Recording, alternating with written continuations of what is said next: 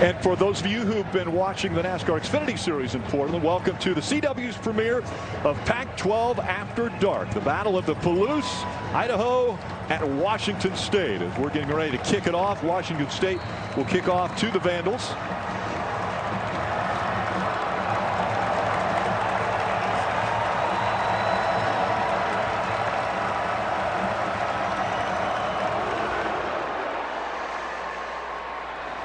Season underway.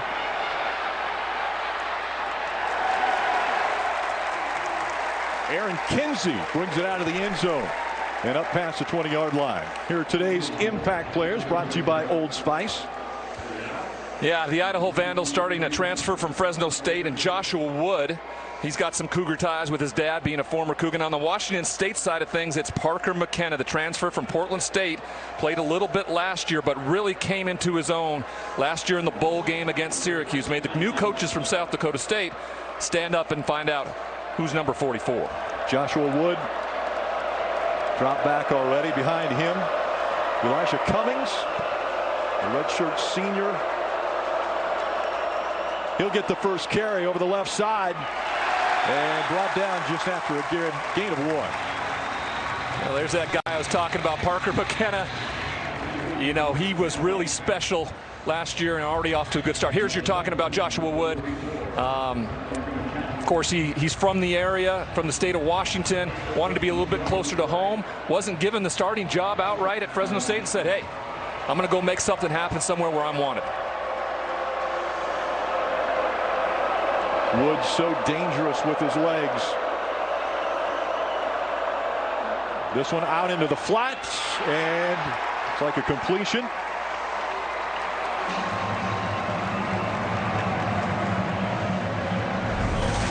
Just a heck of a throw here. He puts a lot of air underneath it from one hash all the way to the sideline, and then just a tremendous job of going up, using his hands to catch the ball. Gets 2 feet in. That's good on Sundays as well, as he gets them in a very manageable third down opportunity. That was Michael Graves with the reception, and that will bring up 3rd and 1. Cougar crowd letting him know.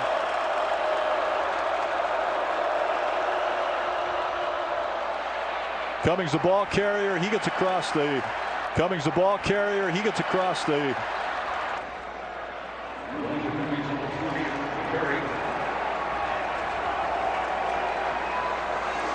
good physical job by the offensive line, just getting enough push. Lower man wins. He picks up the 1 yard to move the chains, and that's exactly what you wanted if you were Thomas Ford Jr. If you guys got the ball first, you want to pick up a first down, not go 3 and out, and start to try to establish a little bit something there. Big throw on 2nd down that really set that up.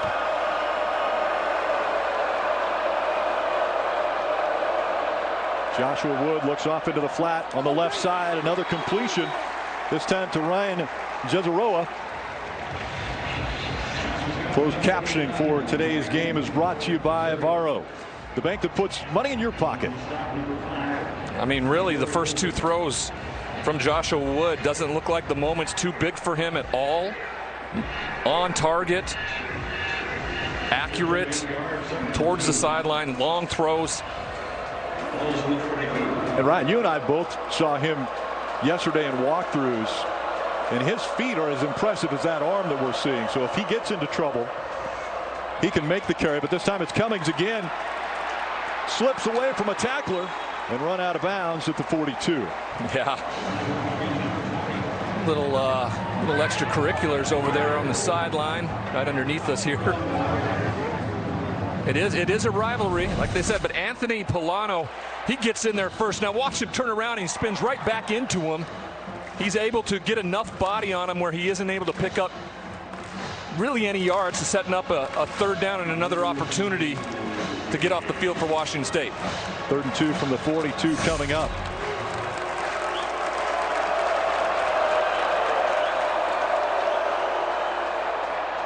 This time,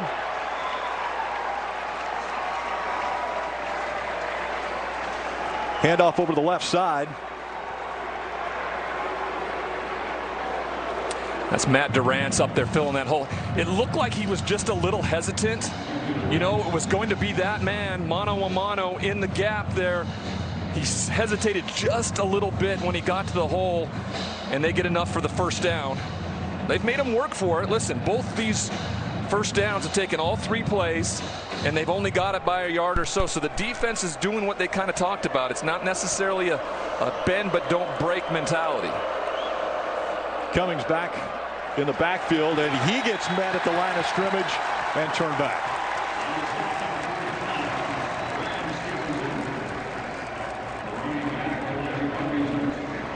Thomas Ford Jr., first season of the Vandals head coach. He was their special teams coordinator and running backs coach in 2022 and 2023. They played Washington State in 2022 to start the season. It was Cam Ward, who was the #1 overall draft pick in this year's NFL draft, was his first game, and they snuck out of here with the win. Washington State did 24-17 in that game. 3 wideouts to the right, and he's going to throw to his running back, Cummings, with the catch, and he slides out just past midfield. Jamori Colson on the stop for the Cougars. I'm really impressed with the defense so far and actually being in the places they're supposed to be. They're wrapping up. They're making tackles. They're making Idaho have to work for every single yard. Great job there of executing and now setting them up with their longest 3rd down attempt so far in this ball game. Art Williams in the backfield with Wood. 3 wide receivers right, 1 left. And here's the legs, but nothing doing as the Cougars stop him at midfield.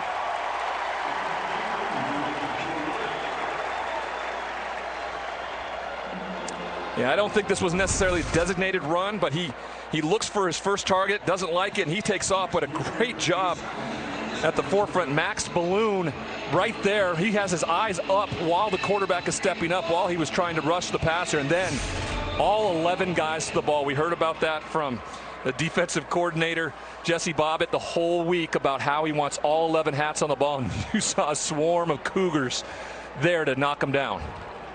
Harm punts this one. Fair catch called for at 7-yard line. 41-yard punt. Now let's take a look at the keys to the game, brought to you by Sky Rizzi. Yeah, for Idaho, don't forget, this is an FCS team that's getting paid a lot of money to play in the game, but they want to be competitive, right? They want to break the streak. They have 10 losses here, so they need to be close entering the 4th quarter. Understand that, too. Be close, find a way, and let the guys know that they have a chance. If so, go after it. If not, keep your guys safe, keep them healthy for when the Big Sky Conference season starts. As for the Cougars, it's a new chapter. I don't really care about the result tonight. I know that's hard, where we quantify with wins and losses. I want to see execution tonight, offensively, defensively. Stay out of the result, and the Cougars will win no matter what. All right, you mentioned it earlier. Jackson Potter, the quarterback for the Cougars. Throws it into the flat quickly. Tony Freeman with the reception. You can't really escape the modern day of offensive football, right? It's going to be a little bit of basketball on grass. It always has been. But they do a little bit more. Their offensive line is cohesive. They're big. They're physical. Those are things that, you know, you really haven't had at Washington State. Guys that are willing to move and push people forward in the trenches. 1,528 pounds of offensive line. Angel Johnson running through an opening there. And here are today's Impact Players, brought to you by Old Spice. You have on the defensive side of the football for the Idaho Vandals, Dylan Lane. His brother was the starting quarterback a year ago, kind of was under the radar. This year's really stepped forward as a leader, and everybody expects him to do a lot on the defensive side. For Washington State, it's Angel Johnson, their running back, the transfer from South Dakota State. They're going to ask him to do a lot. He's not going to be the lone running back, but he's going to be the focus of what Washington State wants to do when it's on the ground.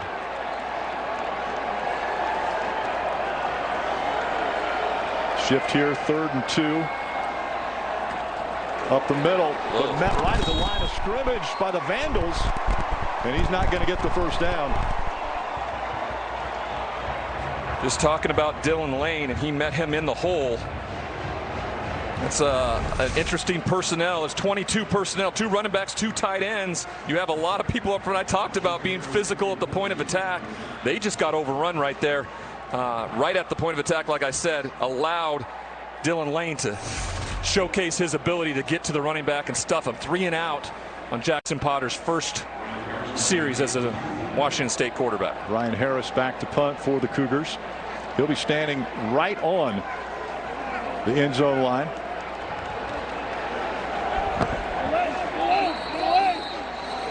And flag coming out. Looks like delay of game. And that's going to put the punter in the end zone.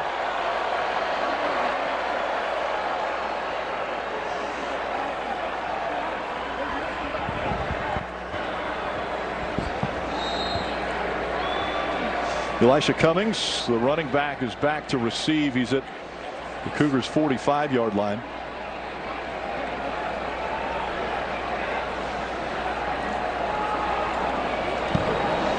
This one off the side of his foot and bounces once at the 38-yard line.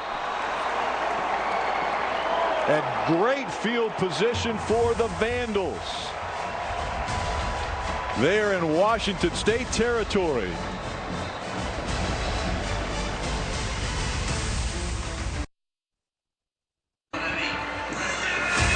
Welcome back to CW Football Saturday, presented by Olive Garden's never-ending Pasta Bowl, starting at $13.99. Again, mentioned 8 miles separate these two campuses, so the Vandals, almost like a home game, they take a bus ride of about 20 minutes to get from their campus to here at Giesa Field.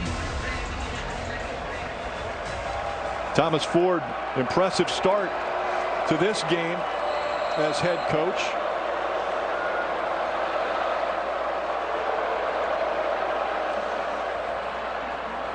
The option. Wood keeps it all the way down past the 30-yard line. That was pretty impressive. Had maybe a little look at the Tommy Frazier down there in your neck of the woods in Nebraska. Good job. Watch him with a little pump. Sends Parker McKenna out to the pitch man, and he takes it up and picks up a big chunk of yards to set up a 2nd and short. A big gain, 8 on the carry, brings up 2nd and 2 from the 30-yard line.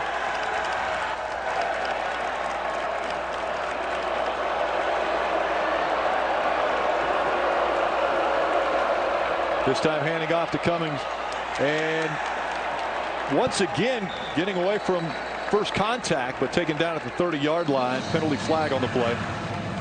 There you had both Polano and Francel, South Dakota State transfers. Flag was thrown right in the area of probably offensive holding. Number 68 offense. 10-yard penalty from the previous spot. Replay second. You mentioned my neck of the woods in Nebraska. Well, that's where Francel's from. Caleb Francel from Grand Island, Nebraska. Gets his right arm underneath the chin. The defensive lineman. Good call by the official.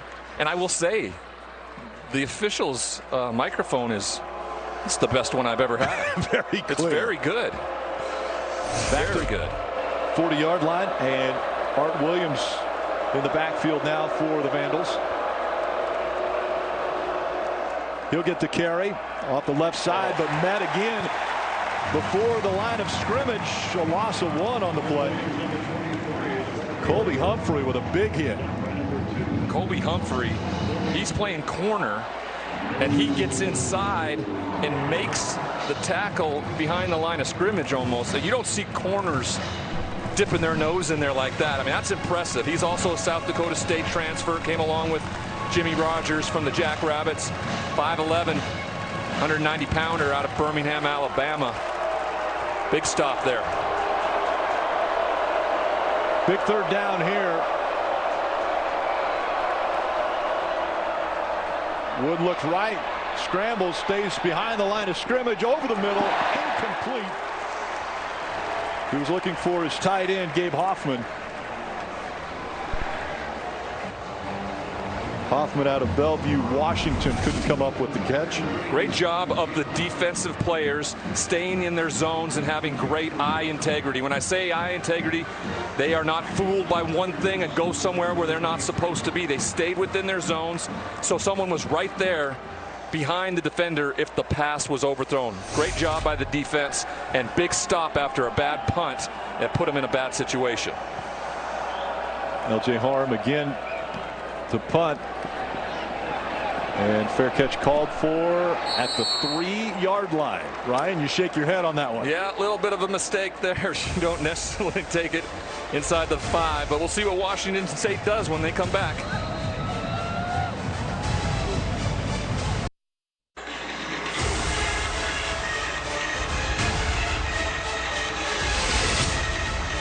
You're watching CW Football Saturday, presented by Olive Garden's never-ending pasta bowl, starting at $13.99 now with spicy 3-meat sauce, and by Royal Caribbean. Come see. So it's been a defensive start to this game, and now once again the Cougars are pinned deep in their own territory. See if they can work their way out. And a flag before the snap.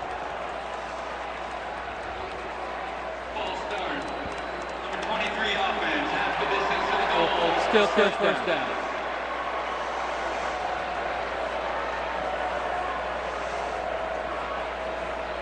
It'd be impressive if somebody could go the length of the field here, and they're almost going to get that opportunity. Yeah, you know, the punt returner will have to learn that you can't use it. For us, it used to be the 10-yard line. You put your heels on the 10 and you don't back up there at all. Good job. Throw over the left side and incomplete. Josh Meredith, the intended receiver.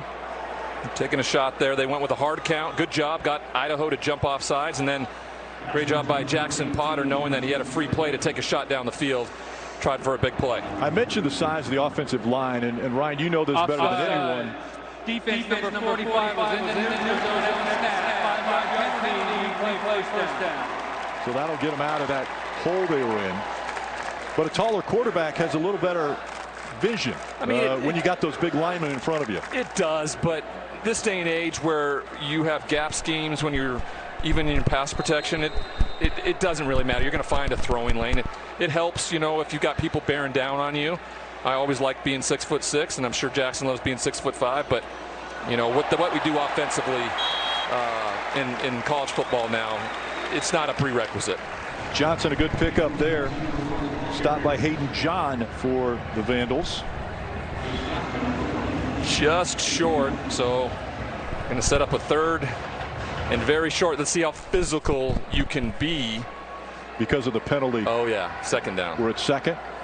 Now that's a good opportunity here. Watch for a little play action fake here and maybe take for a shot.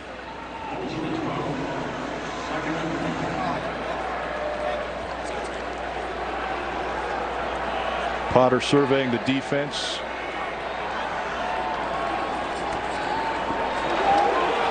And a swarming defense it was for the Vandals as they stopped Johnson behind the line of scrimmage. Yeah, sometimes when you have something short to pick it up, just get something straightforward instead of taking things all the way around the side. All this is a counter with so much penetration up front.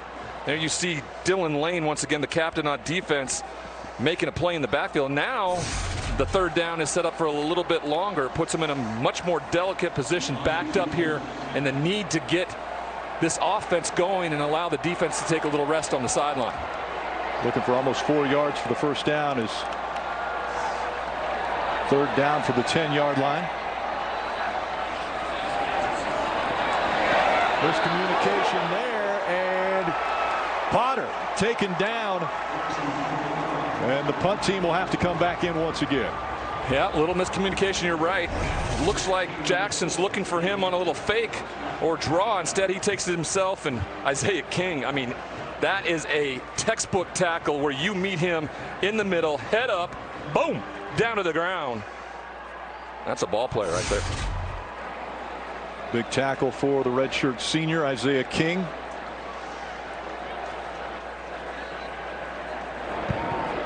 Better punt here. And fair catch called for by Cummings at midfield. So the Vandals once again with great field position as they will start at midfield. Still scoreless here with 2:46 to go in the first quarter.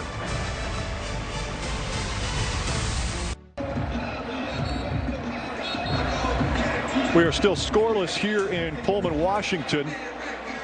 Tuesday on NXT, Ricky Saints, Obafemi, and the tag team Hank and Tank team up to take on Dark State in an 8-man tag team match. But as tensions rise, will alliances fall? Catch an all-new NXT Tuesday at 8/7 Central.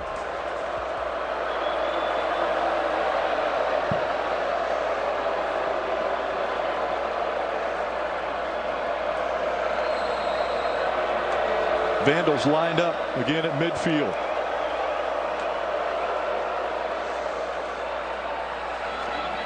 This time it's Art Williams, the ball carrier, and he'll work all his way to a 7-yard gain. All right, let's take a look at the Pacific Life replay. Jackson Potter and Angel Johnson just had a little confusion in the backfield, and Potter takes it on his own, but Isaiah King has some other ideas, and he plants them into the Giza Field turf. That's Pacific Life, nearly 160 years strong, with financial strategies for a more confident future. 2nd and 3.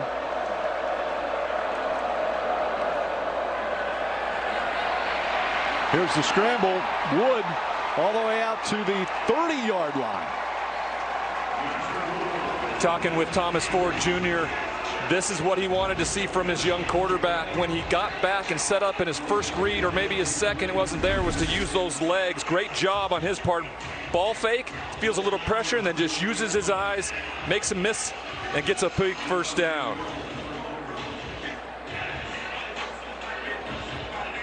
There's a chance at a big play, but of course, when you're getting rushed by a defender, you always move to it. Nigel, I want to ask you something.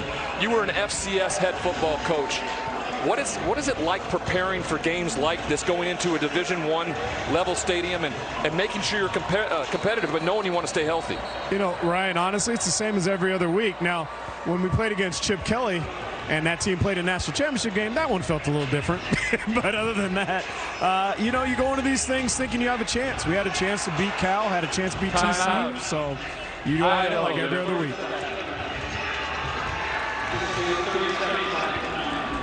You know, growing up in Montana, it was Montana State and the University of Montana, so the FCS was all we knew. And when they got opportunities like that, I remember when Montana went out and played Oregon and played them so tough. Last year, Montana State goes down and beats New Mexico State.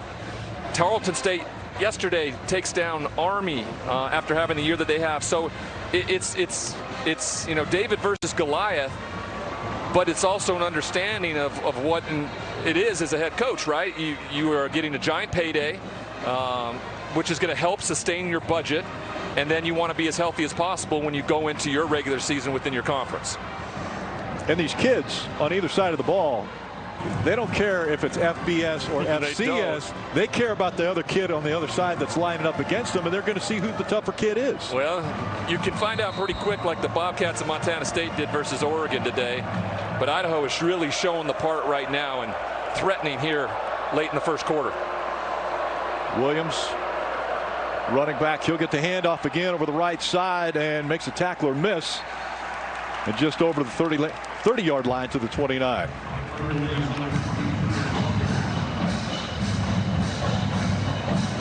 So once again, the Vandals have some momentum. Quick pass out to the flat. And this time it's Emerson Cortez Menjivar with the reception. You know what I've been really impressed. You know what I've been really impressed with how they've swarmed to the football. I mean, they haven't allowed a big play. They've kept everything in front of them, and everybody's running towards the ball. And that's exactly what Jesse Bobbitt, the defensive coordinator, wanted to see. He wanted all 11 guys around the football. And when you do that, you become opportunistic. You get arms in there, you knock a ball out, and you're around when a turnover happens. Spread set. Wood looks right. and can't hit. His running back out of the backfield there, Art Williams, the intended receiver. When you go empty, you're near a quarterback. You have to know if they bring a sixth guy, you're hot off him. And he realized that. Josh Wood did as he throws the ball away. Caleb Francil is the one that gets in there, and just a great job of staying low, putting a little pressure, and then putting the young quarterback on his back to make sure he knows he was there. 44-yard attempt here for Cameron Pope.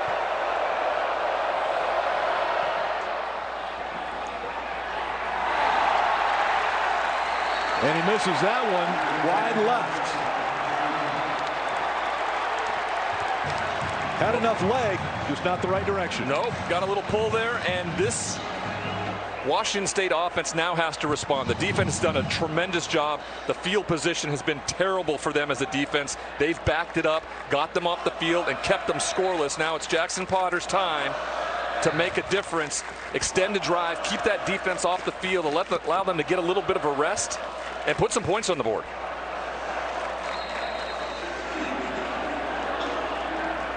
Potter brings the squad back out, 3 wide receivers right. It's like Kirby Voorhees in the backfield now for the Cougars. He'll get the pass in the flat, and Motor churns for about 4.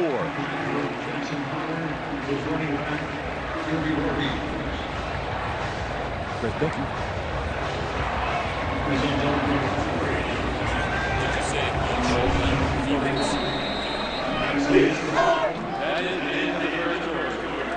That'll do it for quarter number 1.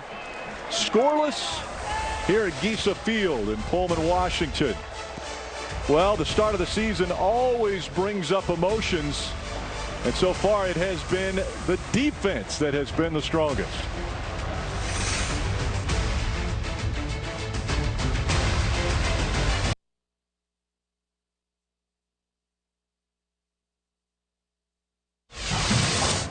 Well, Coach, first quarter in the books. What are your thoughts so far?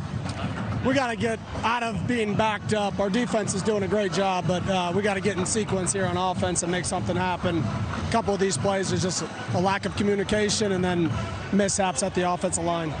You know, Jackson Potter in this offense trying to get them going. What are your thoughts? How do you get him going and shows that arm talent that we talked about earlier? Well, you're going to see it here in a second. Well, you heard it here from Coach. See it in a second. Their average starting position has been the 18-yard line. So this is great starting position here for the Cougars as we get underway with the second quarter.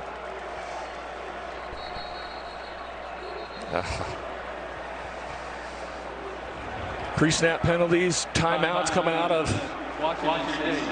commercial breaks. This is, you know, first game jitters for everybody, but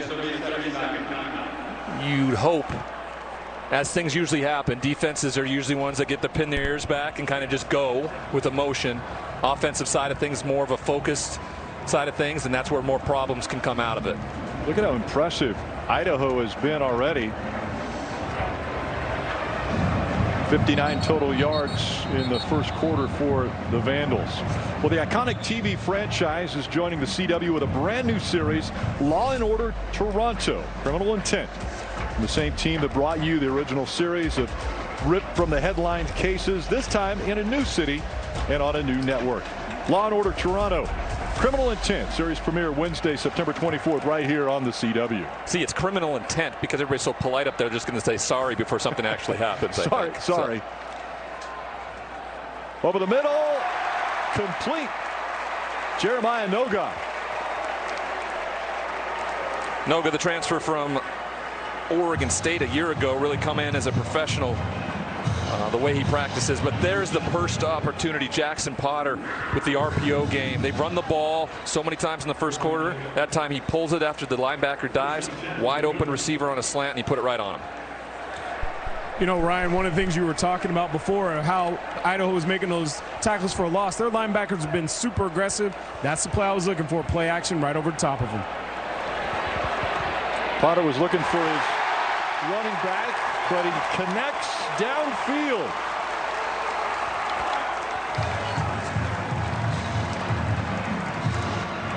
Tony Freeman with the reception and the first down for the Cougars. Will Cornelson, the linebacker for Idaho, he was running as he takes the dive, but as he runs, watch as he turns. His back is to the wide receiver, and Jackson can see that, and he puts it right to the guy, Noga, as he catches the ball coming across the field. Great job of knowing that the linebacker had no chance to turn his head around, and that ball could be thrown behind his shoulder. Potter again connects this time with Josh Meredith. And into the red zone, the Cougars go. Josh Meredith, of course, has been the leader of these wide receivers. We're going to go a little up tempo now after another big completion and first down.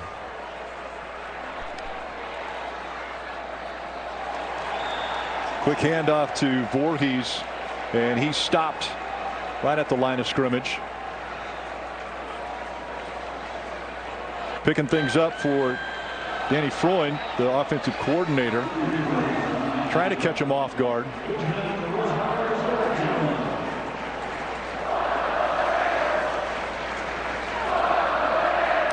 You like to hear this crowd. They got a heavy contingent of Idaho Vandals fans here. Got a little "Let's Go Vandals" chant going.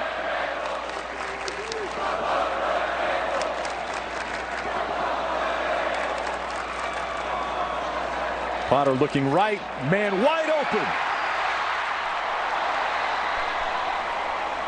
Leon Neal Jr. with the catch, and he'll go out of bounds. Still going to spot it at the 4-yard line. This is just a good job by Jackson Potter, noticing the blitz coming right to his face. They do a great job of shifting the protection to his left, which allows him to see the guy coming in his face, gets the ball out, man-to-man coverage, perfectly thrown where he can catch it and then turn and get towards the goal line. Still brings up 3rd and 1. They can get a first down here.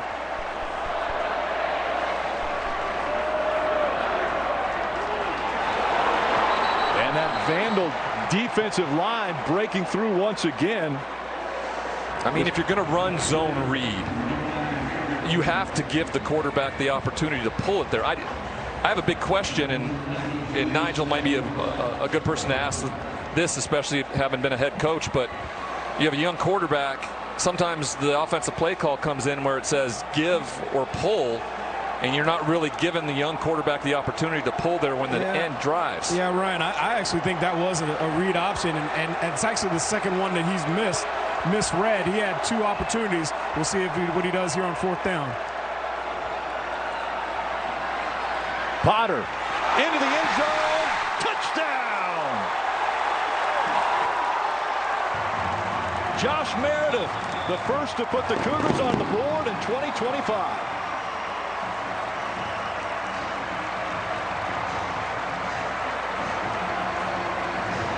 This is incredibly impressive because he's a right-handed quarterback, and he is asked to roll to his left, which is awfully difficult. You have to flip your hips. After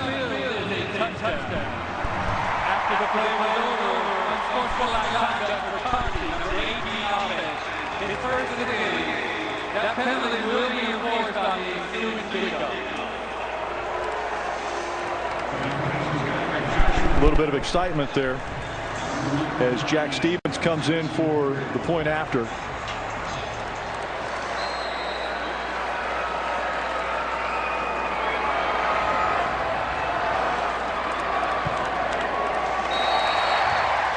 Kick is good, and the Cougars lead it 7-0. Jackson Potter, welcome to the club, kid. First touchdown pass as a Washington State Cougar. What a throw rolling to his left. Cougars up 7-0.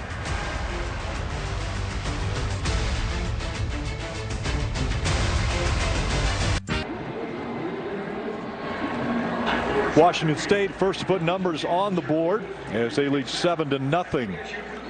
We have 11:30 to go till the half. Let's take a look at the Pacific Life replay. This is all about Jackson Potter. Little play action RPO. He puts it on the money. 6 for 6 on this drive for 75 yards and the touchdown. Great job of finding that linebacker with his back turned, and then here finds Meredith crossing. What a dart to the outside. Picks up another first down. And, of course, the touchdown rolling to his left. That's one of the most difficult throws for a right-handed quarterback, and he puts it right on the money to his favorite receiver, Josh Meredith, for the touchdown.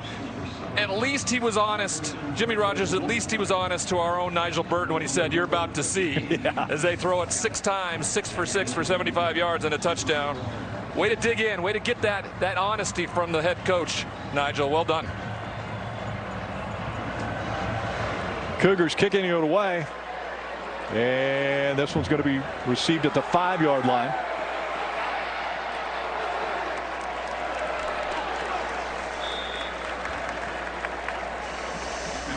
You're watching CW Football Saturday, presented by Olive Garden's never-ending pasta bowl, starting at $13.99. Now with spicy 3-meat sauce.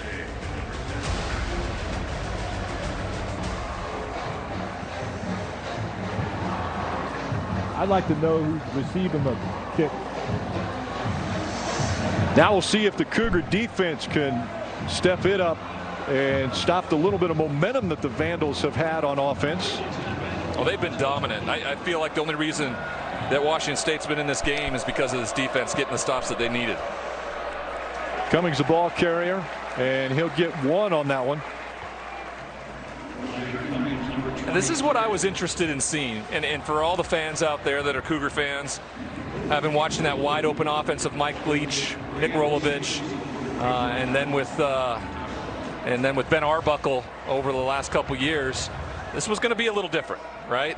But what they did show there on that last drive with Jackson Potter was, it looks like this kid likes to throw the football, and you better give him a chance to do it. 2nd and 9, Cummings in the backfield. Wood under pressure, scrambles again.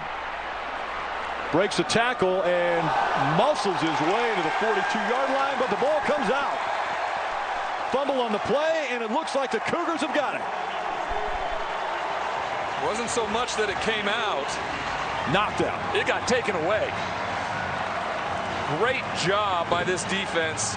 And this is what Coach Bobbitt talked about being around the football. All 11 hats, and that's the reason where Ram Stevenson was the guy just cleaning up stuff as he was following the play, trying to be in on the tackle. Wood trying to get everything he could, but as he was going down, the ball gets stripped.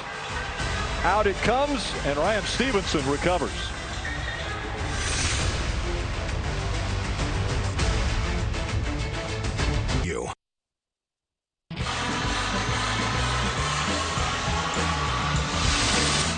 Another turnover, and Washington State has the ball once again, 7-0. Take another look at how they got this turnover. Great job of everybody scrambling towards the ball. Big hit, and then bounces right into the arms of Ram Stevenson. And if he wasn't near the player, if he wasn't rallying to the ball, that wouldn't have been possible. Great job, fundamentals, and that's when something happens, just like we talked about. And so the Cougars will start on the Vandals 45. Angel Johnson up the middle for about 2.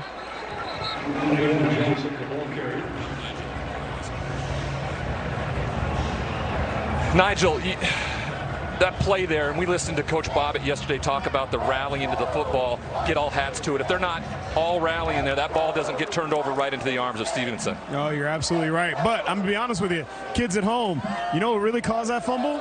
The arm sleeve. I tell all those guys, Vitao, who's now the running backs coach at the University of Nevada, I said, you better get rid of that thing. You got no contact to be able to fill that ball. Get rid of the arm sleeves. They look cool, but they cause fumbles. You hear that, kids? All flag football kids that are running around with their sleeves. This is going to... Wide open was Josh Meredith, but that one thrown a little bit too high. Hey, listen, sometimes when you got a line wide open, it's probably one of the most difficult throws to make. You almost are guiding the ball just a little bit. Yeah, it flutters on him just enough, and instead of a touchdown number 2 for Jackson Potter, he's screaming at himself in the huddle back there. as he calls the next play. That'll bring up 3rd and 8 from 43-yard line. Johnson still in the backfield.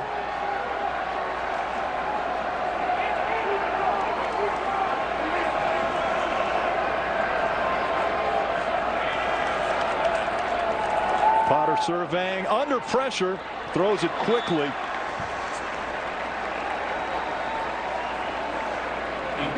Ganashamorthy was the intended receiver.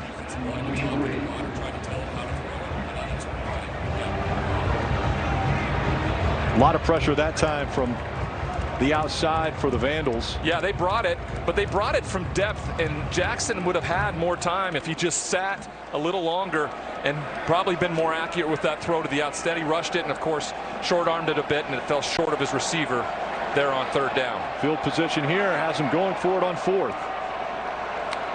He's going to punt. Nope. Quick punt. He might have touched that Idaho Vandal right there. It looked like he reached up as the ball was going over him, but they'll recover it, and they're going to start on the 3-yard line. You know, when you're in safe protection there, you never quite know what the team's going to do, having not been there in the first place. This time a big mistake. I don't know if he thinks he touches it, but it now sets up Washington State 7-0.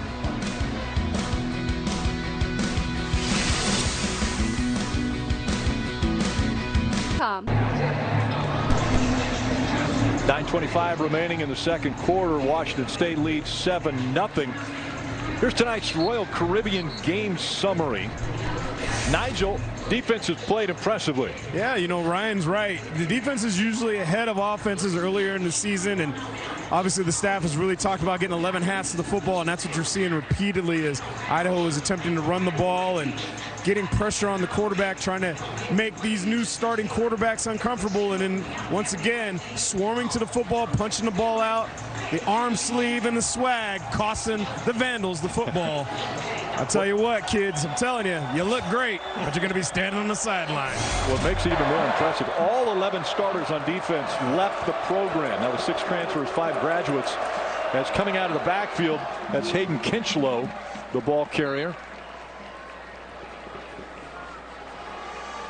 There's just an attitude that Jimmy Rogers brings. You know, people talk about teams developing the identity of your head coach. He's got an intensity to him that you know, if you don't get to know him, you might think it's just a little off-putting. And I think the rest of the team kind of feels that, and they know that they want to represent him and his identity as best they can, and this defense certainly has tonight. Cummings back behind Wood. He'll get the handoff off the left side, breaking tackles, and down the sideline, just a little bit short of the first down. Stepped out of bounds at the 9-yard line. Good job. Good job. His feet and just kept pushing to the outside, and then when he got as far as he could, he put that foot down and just got as vertical as fast as he could. Almost picks up the first down, sets up a much more manageable 3rd down here. They need to get a conversion, try to find their way to get some points here in this first half. Deepest start for the Vandals.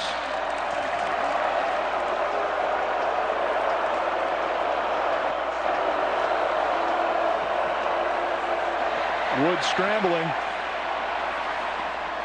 Doesn't have a receiver to throw to, and he'll get out to almost the 15-yard line, and flags after they came out of bounds. Depending upon the flag, that would have been enough to pick up a first down. I think it's going to be after the play, so it's going to be a first down, and then the penalty is going to be assessed after the fact. So I think it's still going to be the first down, just 1st and 12 or 15 or something like that. Wood pleading his case right now with the officials. After the play was over. First foul, late number 3 offense. Penalties have distance to goal. Play in zone, first down. There you go. I'm an official. The I'm an quarterback official. with the late hit. You know, sometimes you just gotta show your physicality. I want to take a look at this. I didn't really see what he did here, but great job of picking up the first down. He's out of bounds right here. He didn't like that Francel was hanging on the back of his leg there a little bit, twisting it, and he gave him a shove right in the back, right in front of the official, and that can't happen. The first down counts. Now they're behind the sticks here for first down.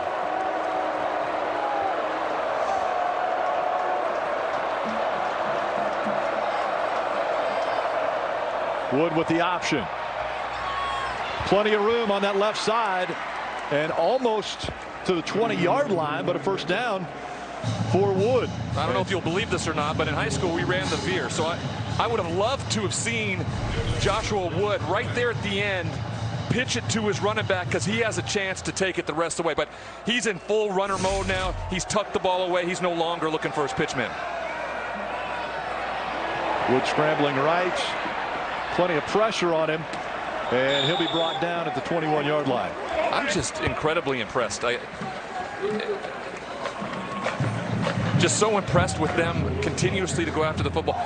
Nigel, as a defensive-minded coach, how do you get that mindset that everybody goes to the football? Because you have guys on the other side of the field that are still running towards that football, and that's a big reason why they've had so much success tonight. Well, Jimmy Rogers told us in our meeting, up downs are a big motivator. They pick 6 random plays, and if in those 6 plays all the players are running the football, the coaches will do up downs. So up downs, big motivator for pursuit to the football. They've been doing it tonight. This pass complete right at the first down marker.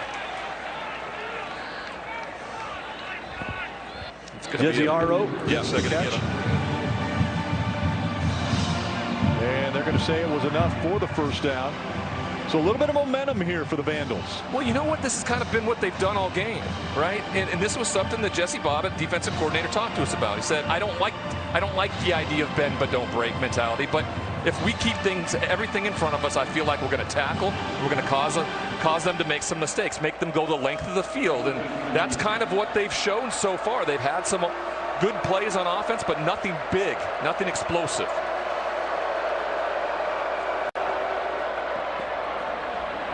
And another completion. Jesiaro, this time the receiver, Colby Humphrey, on the coverage. This is a great throw. I mean, he has really shown his arm strength. This is from the opposite hash. He throws it all the way to the sideline once again, puts it perfectly over the linebacker and underneath the corner to his big wide receiver, Jesiaro, and another first down. They continue to move the sticks. Art Williams in the backfield this time for the Vandals.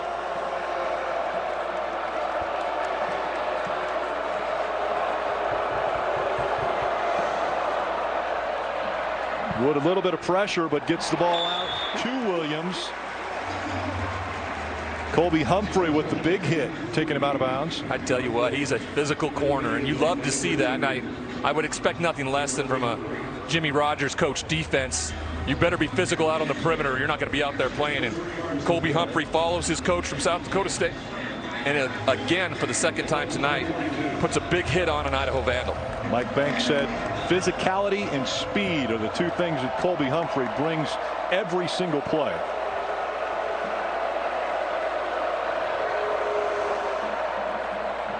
Delayed handoff up the middle. Art Williams on the gain.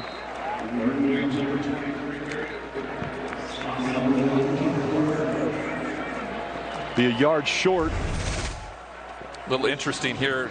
Joshua Wood rides that all the way from, I don't know, 4 yards in the backfield to almost to the line of scrimmage. Great job. Doesn't allow the defender to commit to what he's doing, and they pick up a few big yards and sets up a very manageable 3rd and 1 here for the Vandals with only 3 minutes and 40 seconds left in the first half. 10th play of the drive here for the Vandals.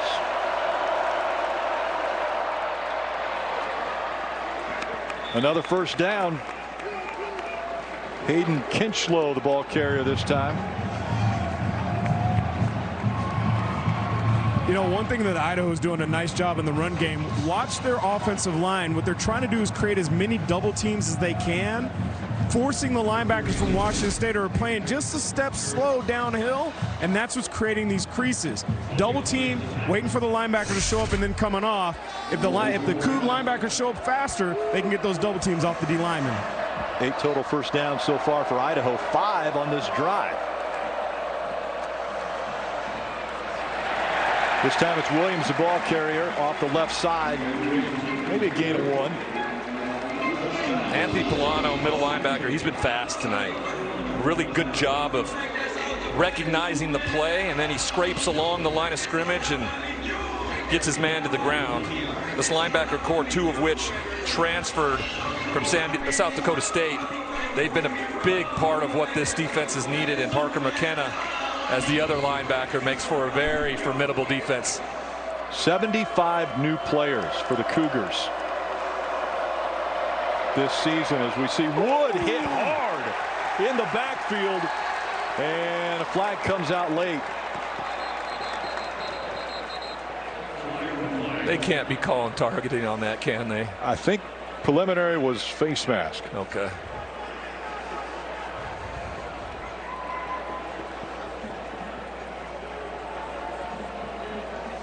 During the run, personal foul. Face mask, number 58 defense. 15-yard penalty, automatic first down. There, the second hand. He had him good. He kind of got him from the backside of the helmet, but as he was trying to get away and backpedal, he reaches out that right hand and just grabs him, that big old mitt full of face mask of Joshua Wood. Correction, the player was number 98. Malaki Ta'ase. Say that again. Malaki Ta'ase. Just keep asking. Yep. Closing in on the 2-minute timeout. And there it is. Stay tuned for the final 2 minutes of the half, presented by the Wells Fargo Active Cash Credit Card. This is the 2-minute timeout.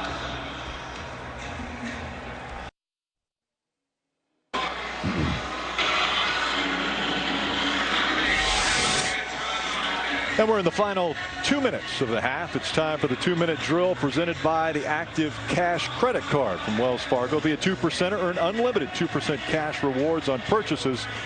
Terms apply.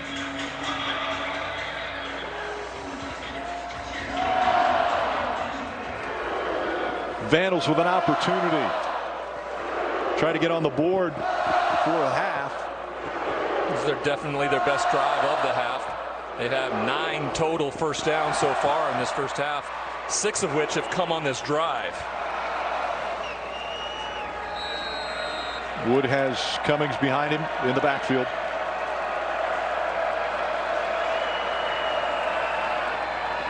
Cummings out wide left and still digging, but flag on the play. Yeah, he got to the outside. That sure means that there's probably offensive holding.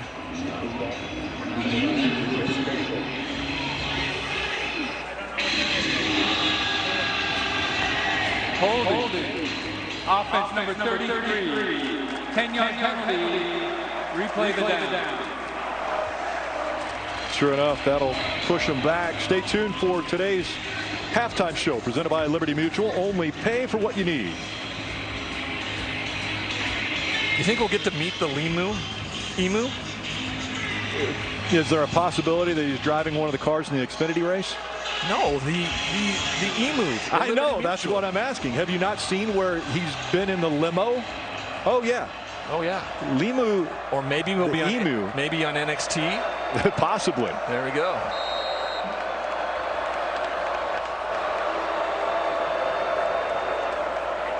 First and 20. Wood looking over the middle. Wide open. And we'll see if that's called a catch. Michael Graves looks like he caught the ball and then fumbled. And now the Cougars are saying they've got it. Yeah, this is going to be iffy. You're going to probably have to check this on replay. Great throw, keeps it underneath the corner over the linebacker. Ruling on the field is a catch and a fumble recovered by the defense. First down, Washington State. I don't know if he's going to have taken enough steps to that, because he catches it, and as he turns, does he ever have control I don't of feel it? like he's necessarily ever had control of the ball, so I would suspect that this is going to be overturned after review, because I don't think he ever had control of the ball. Great job by the defender pulling at it as he turned, just enough to kind of keep it on his hip, and it kind of bobbled as he ran. Ruling on the field is a catch and a fumble is now under review. I already got it for you, so we don't have to take this time if you'd like. Nigel? Well, Nigel, what'd you see? Yeah, guys, I'm going to be honest with you. I am not a referee, but I play one on television. And I'm going to agree with you, Ryan. I don't believe that there was possession there. So we're going to go back to the previous line of scrimmage, and it will be second down and 20. So the ball is continuing to move. There's no securing the football. I know you might say it's a football move, but that sucker's still moving. Yeah, it never really has any. Great job by the defender of reaching at it. I guess, you know, to be optimistic about it, if you're a Washington State Cougar, you got the ball back, but the young man did his job, and he ripped at the ball, and he got it away, doing his job the way he's supposed to. Yeah, and by the way, I know we got all this football stuff going on, but how have you not seen the Limu Emu commercial in the limo? Like, come on, man. Well, I don't watch a lot of regular TV with the 20-month-old. You know, it's mostly bubble guppies right now. See, this is what happens. He's blaming his child. Hey, all right? That's why you have kids sometimes. I thought this whole time I thought they were just free labor, but all right, there you go. Yeah. This is going to be overturned. Great job on the defensive side. Tucker Large, he's the one that got over there and made the play. Just ripped enough to get it out. The receiver never did control the ball completely. The ruling on the field is changed to an incomplete pass. Will be second down at the 41-yard line. So bittersweet is the way we'll categorize that, Rick. I would say a great defensive play. Great defensive play, Tucker Large. Yep. That's a great name, too, by the way. Tucker Large. Yes. Yep. Yeah. Sioux Falls, South Dakota. Coaches say one of the best players on the team. Yeah. Overall. Leaders. Won himself a national championship in Brookings. Came with Jimmy Rogers, and immediately everybody figured out pretty quickly that this young man can play that position and play it well. Voted a captain. And so with the incompletion, it's 2nd and 20.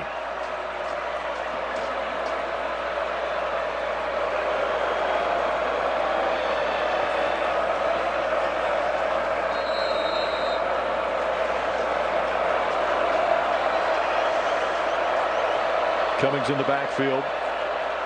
Wood's going to look right. Throws it out into the flat, but over the head of his tight end.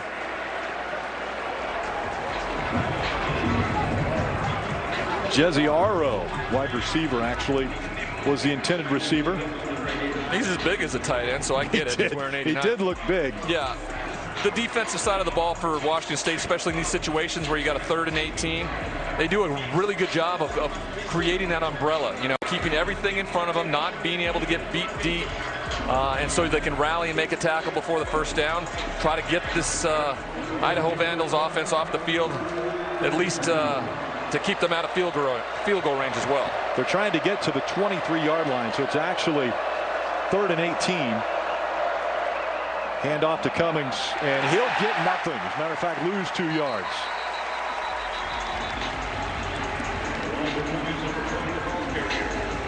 Now this defense is swarming. Yeah, Bryson Lamb, he just pushes and pushes and pushes, and then takes his their second of the half. 308 pounds and just kind of sumo wrestles him to the ground.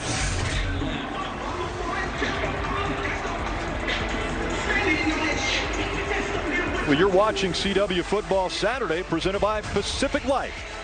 Nearly 160 years strong, with financial strategies for a more confident future.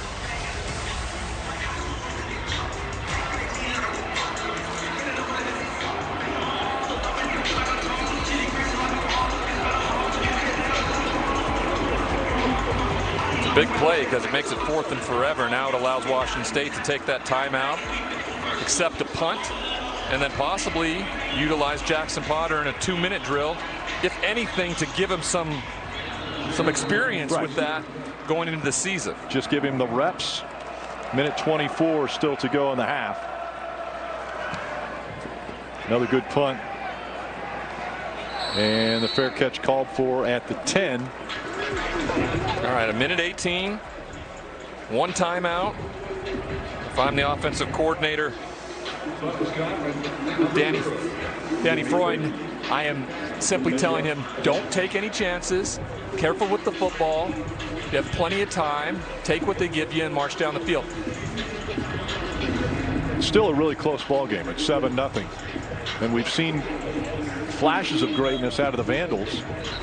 Idaho has been able to move the ball, so they will have to try to move this down the field. A 90-yard drive is what they're looking for. Well, they were kicking almost 55-yard field goals in warm-up, so I think if they can get to probably around the 37, that puts them in field goal range here before halftime. Looks like Idaho's going to call timeout. Idaho. Second and a half. This will be a 30-second time. Not optimal. Pretty much a wasted timeout there. So the redshirt sophomore, Jackson Potter, he's got 90 yards in front of him. As his coach, what are you telling him? Yeah, pretty much, you know, don't be risky with the football. I'm going to give you an opportunity. We're going to maybe run draw here first. If we get break one, we're going to go right to the line of scrimmage and go. If not, then we're going to look for some shots down the field and take those checkdowns. The best version of this, and it's one that I showed to my quarterbacks when I coached a bunch, and Nigel, you can chime in on this anytime. When you get depth to the defender, some of the best things on early downs is just to give those little completions, whether they're 4 or 5 yard pickups, so they can keep the ball moving. Yeah, I want to see what coverage they run. If they go back to cover 3, look back for that throw that went to Noga for that big play earlier in the game. This one bobbled. Tony Freeman not able to put his hands on it. This is basketball on grass right here. It's just a wonderful job of spacing, and it's a great throw. And unfortunately, Tony Freeman isn't able to wrap it up and pick up probably what would have been a first down. Incompletion stops the clock. 1:13 still to go.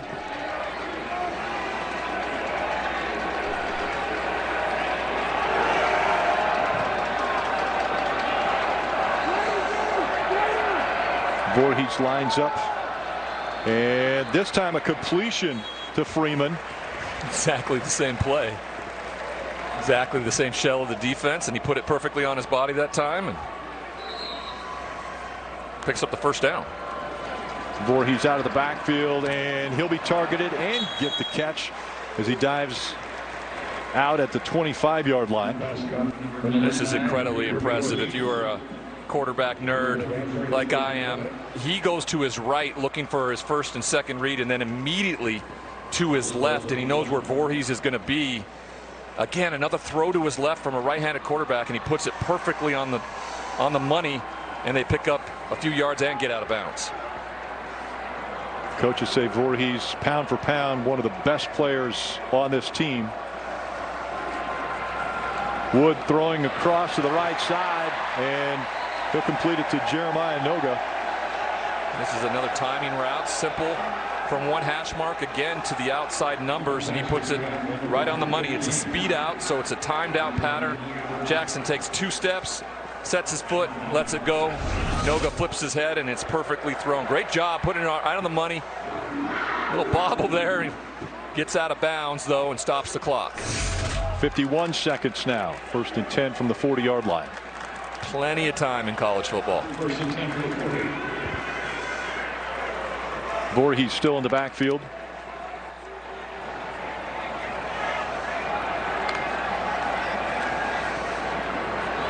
Wood throwing this one into row 4 of the grandstands. Good job by Potter. He got outside the pocket, felt the pressure, knew the best thing to do was airmail it out of bounds there. He was outside, so there wasn't going to be any intentional grounding, and Idaho's captain, Zach Krotzer, was the one putting the pressure on him.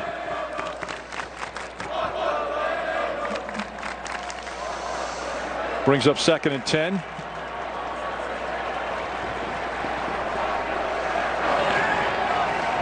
Angel Johnson in the backfield. A little bit of movement there before the snap.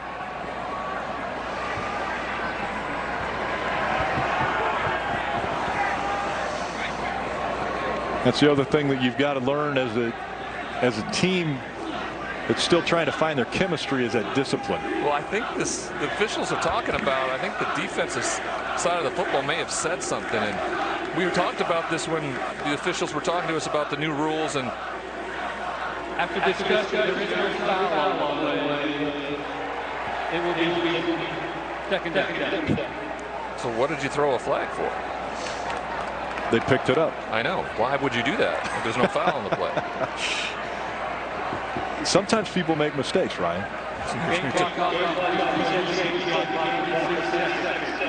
You're telling me, pal. 46 seconds still to go in the half.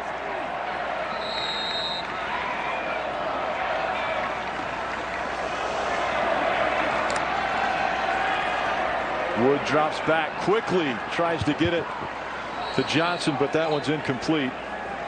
And he was swarmed anyway by the Vandals. The ruling on the field is an incomplete forward pass, 3rd down. Intended for Angel Johnson, number 1.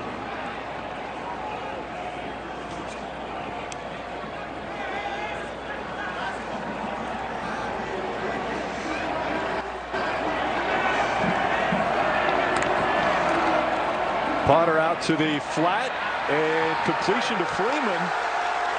Freeman fighting for the 1st down. Tremendous job on 3rd down. This is more or less just trying to get a play. And he'll dive over midfield. The quarterback, Jackson Potter. I really thought they had picked up the 1st down there. Tony did. He must have stepped out of bounds on that 3rd down play. Could be a 30-second timeout. All right, now they're in midfield. Now this is a perfect opportunity for the young quarterback, without any timeouts left, to know the understanding of the rules in college football, right? 1st down stops the clock. You're able to get up and spike it. It allows for more time than the NFL rules. So with field goal range within their grasp, I think they were kicking it from anywhere from 50 to 55 yards is where his leg was really allowing him to down there. No real wind blowing. If they get or pick up a 1st down here, I think that puts them in that position. Pick up a 1st down, get to the line of scrimmage, spike the ball, and then the decision will be made by Jimmy Rogers and his staff. Yeah, we saw Jack Stevens warming up, making 50-yarders.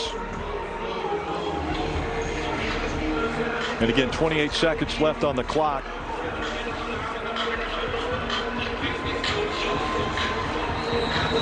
No timeouts remaining for the Cougars.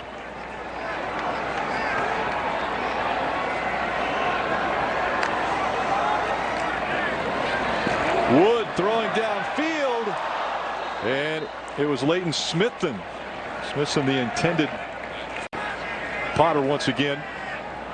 You know, Potter pump fakes to his right, and Nigel pointed out something to me a little earlier, and I'd love his comment on this. As he pump fakes, his feet don't necessarily reset almost, and he's a little wide apart at the base, which allows him maybe not to be as accurate as earlier. Nigel? Yeah, you're absolutely right, Ryan. On that earlier play where he overthrew, he just didn't reset, so he had his wide base. That's why the ball floated. He tried to reset there, but still was a little wide on the throw. Potter drops back, looking right now, scrambling. Has a receiver, and this one, they're fighting for the ball. Tie goes to the receiver. Tie goes to the offense. This is an offensive world. More importantly, that clock is still ticking.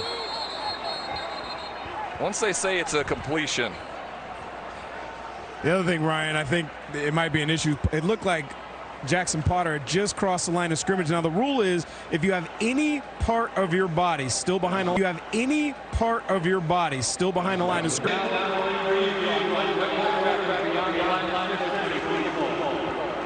Line of scrimmage, 49-yard line. Yeah, so it does not matter if where the ball is, if he has a foot across the line, if he has any part of his body behind the 49-yard line. This will be a good view of it too. It's a great job of him of stepping up in the pocket. I thought he was going to probably run here, but then, yeah, he's going to be beyond the line of scrimmage there. I don't see any sort of body part, a shoelace, an ankle. He might have dropped some gum back there, Ryan. You never know. Yeah, they're going to have to do a DNA check on that to make sure it's his, though.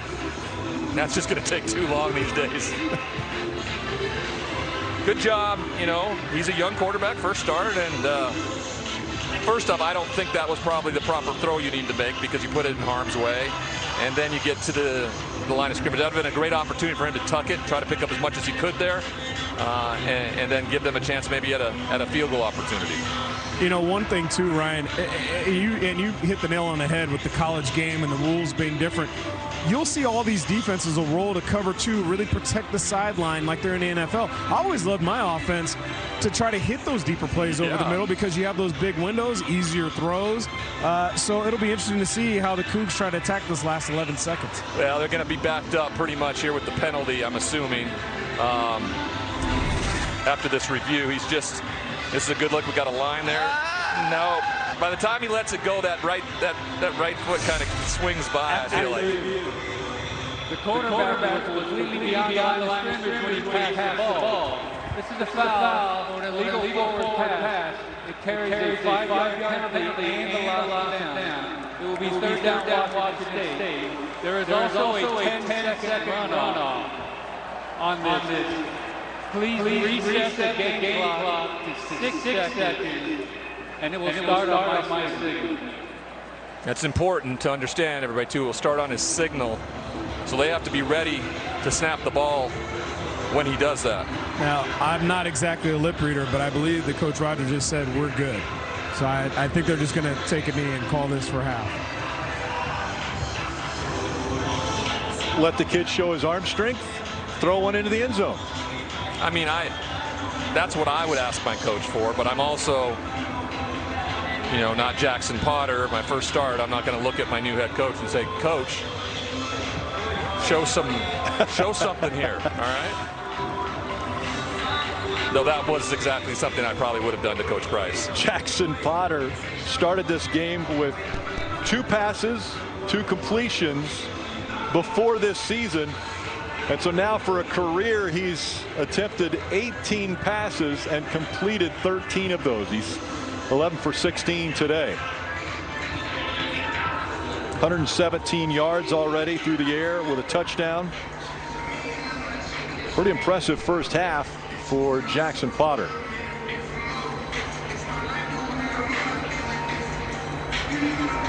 After further review, the play was not over until 11 seconds left in the half. Therefore, the clock will be set to 1 second, and it will start on my signal.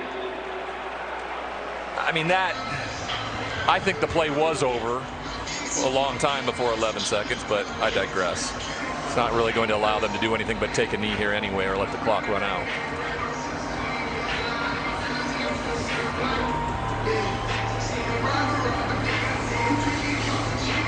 So the first half, with a second left to go, has the Cougars up 7-0.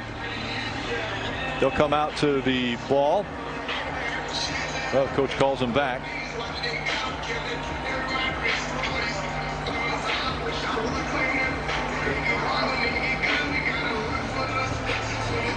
If it goes on the clock, the official signal, do they even have to line up? Yeah, it depends on when he winds it.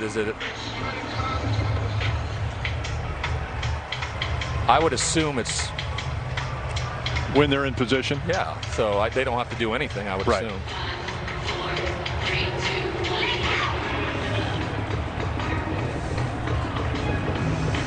Yeah, they wind the clock. Don't do anything.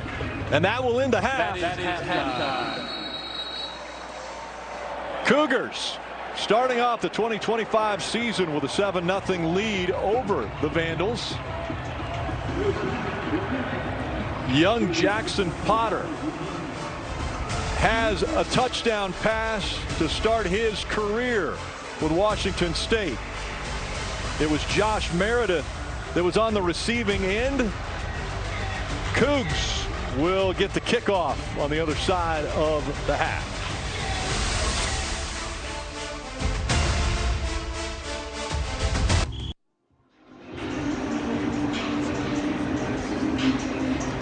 And the Jimmy Rogers era is underway as they lead 7-0 before we start the second half. And you know, Jimmy Rogers has brought in an air to this area of Pullman, Washington, almost rock star-ish as far as what he's been able to do at South Dakota State. They want to see that here in Pullman, Washington. When I say rock star-ish, what a schedule they have. It's almost like the rock tour that the Cougars are going to be on. They travel to North Texas. How about the trips to Mississippi and Virginia? Yeah, and back-to-back weeks, too. I asked Coach Rogers if they thought about actually staying out east. They aren't going to send the truck and leave it out there, but they are going to come back and head back. They also have to go to James Madison, which is back in Virginia late in the year before they repeat playing Oregon State for the second time there in that last month. Getting ready to start the second half. The Cougars will receive. Back deep, Leighton Smithson.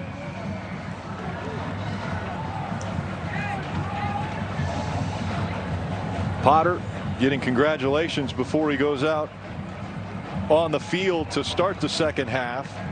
Pretty poised for that young man.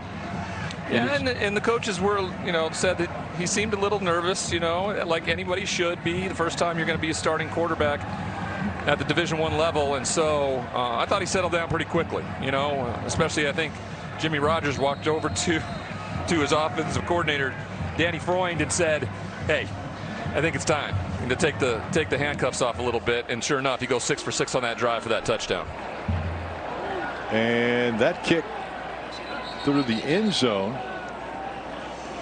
Closed captioning for today's game brought to you by Varro, the bank that puts money in your pocket. So Potter making his way back out onto the field. Already putting up some pretty impressive numbers in the first half for the redshirt sophomore. 12 of 18, 118 yards and a touchdown in the first half.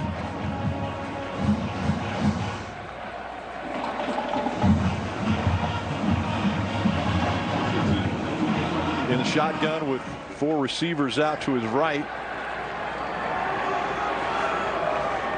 Johnson goes back to join him.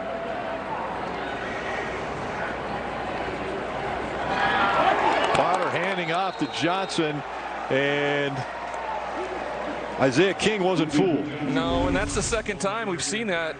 Nigel talked about it earlier. That's the third missed read then on a zone read, if that's actually his call. I don't think it is. I actually think that Danny Freund is probably telling him to give on those right now, and not making him necessarily read that end, and they've absolutely messed it up both 3 times. 6-yard tackle for loss. And this time Potter's going to go to the air. Hits his receiver, Jeremiah Noga.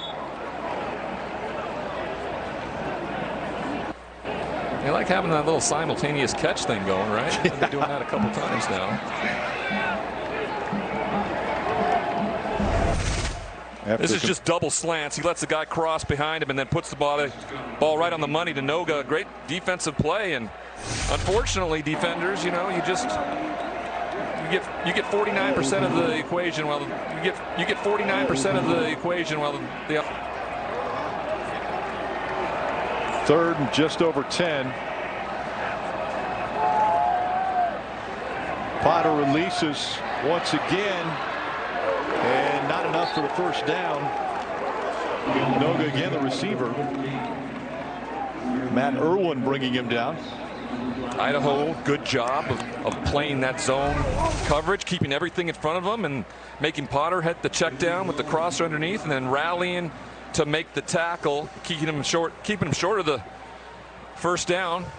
pressure really wasn't an issue. They hit him a little bit after the play is done, but you know, just great coverage, keeping everything in front of them and causing a 3-and-out, and the ball coming to him on offense. Cummings deep for this punt, and he's going to let it bounce, and it takes a Vandal bounce. The Cougars are able to down it, and it looks like the Vandals will start at the 47-yard line. Multiple flags, though.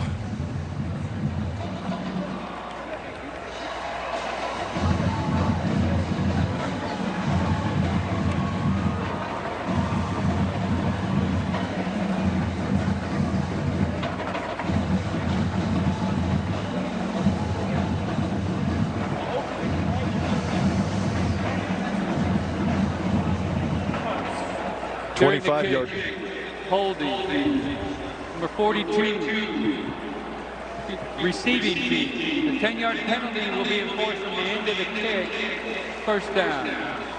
So the 25-yard punt goes to a 35-yard punt after the penalty.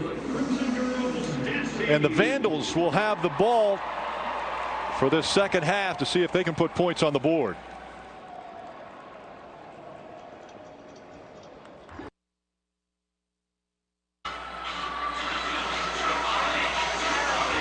You're watching CW Football Saturday, presented by Olive Garden's never-ending pasta bowl, starting at $13.99 now with spicy 3-meat sauce. And it's been a pretty busy day for new WSU president, Dr. Betsy Cantwell. She started her morning off in Columbus, Ohio at College Game Day, and I think you were there to say not so fast to Lee Corso. Is that how that started your day? That was a bit of it, yes, it was a bit of it. That was, look at that, that was such a rockin' good time. It was the folks supporting WSU up in Columbus were the best team ever. Minutes, 52 seconds Okay, so in the 135-year history of this school, you're the 12th president. You come from Utah State. I know you've been very instrumental in the reforming of the Pac-12 conference. Yeah, so 3 things probably. Pac-12, new Pac-12 is not like old Pac-12. We got to get that past everybody. Second thing, it's going to be incredibly exciting, and they're going to be paying attention to us because we did reform the Pac-12 and doing something that no one else has done.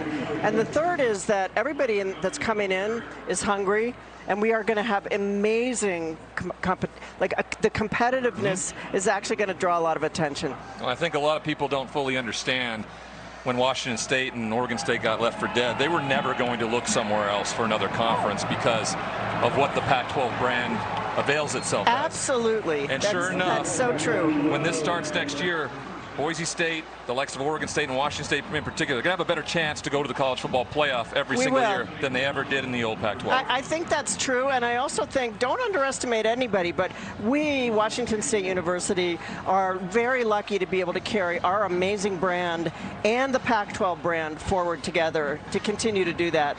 And I hope everybody understands what a genius effort it was to make that happen. Teresa Gould.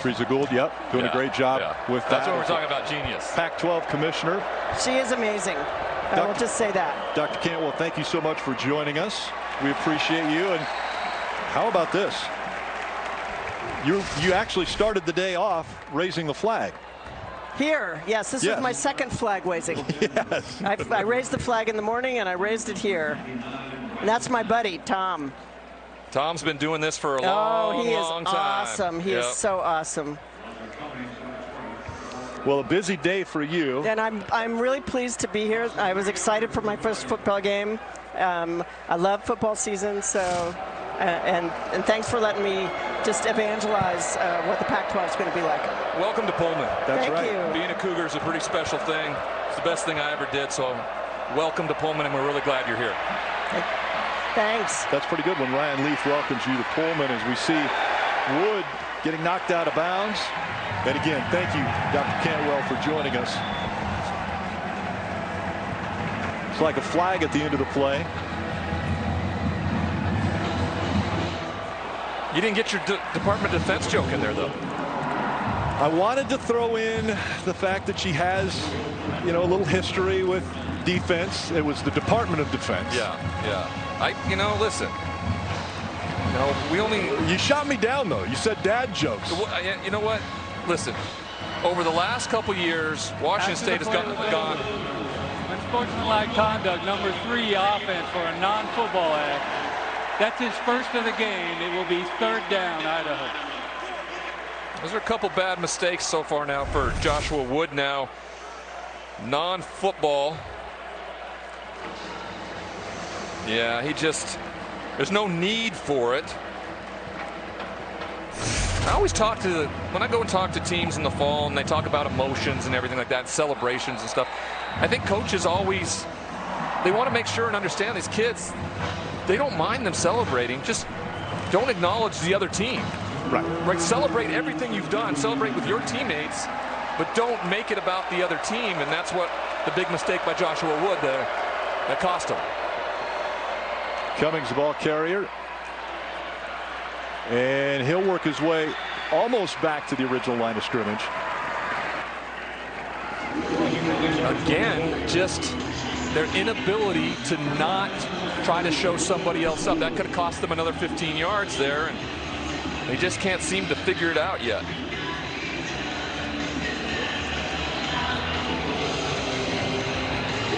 And so that brings up a 4th down. 4th and 13 for the Vandals.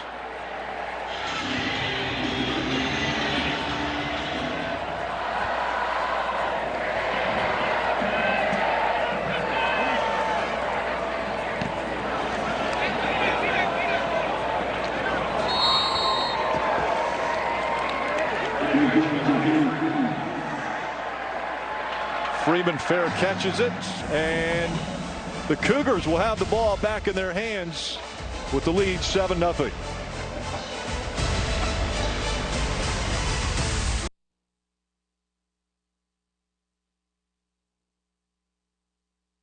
Hi, this is the San Diego chapter watching Wazoo from the tap room in sunny San Diego.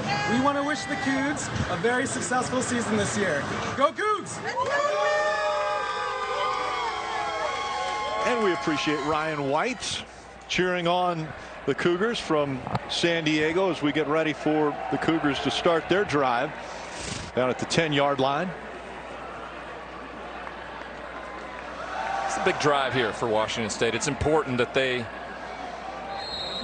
start to exert some sort of physical dominance in a game that they clearly feel like they should have.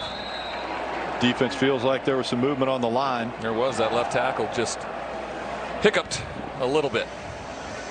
And this one's still 71 offense.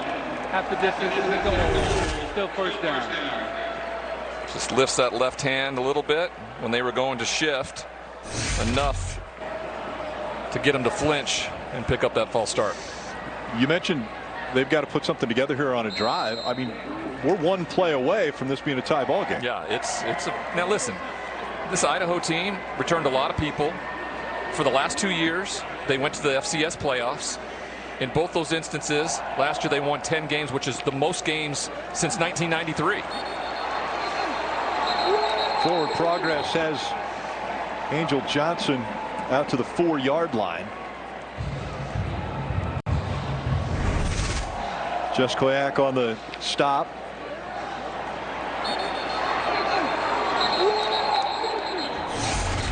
What I've found to be a little fascinating on both sides of the football here is that the defensive line for Idaho has been great tonight. They've been physical, they've had lower pad, and they've limited this rushing attack of Washington State to almost no yards. And motion again. This is going to push them back to about the 2-yard line.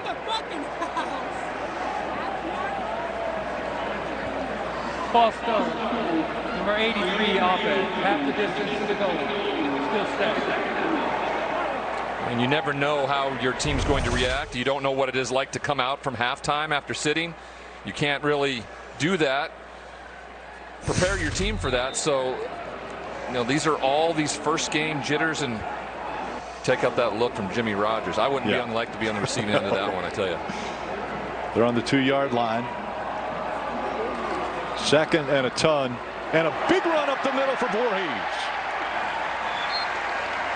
That is a big play to get him some breathing room here. Now that opens up the playbook for Danny Freund. I would probably look into a quick little RPO, try to pull one of those linebackers down or a safety down and kind of hit him right behind the ear. 3rd and 6.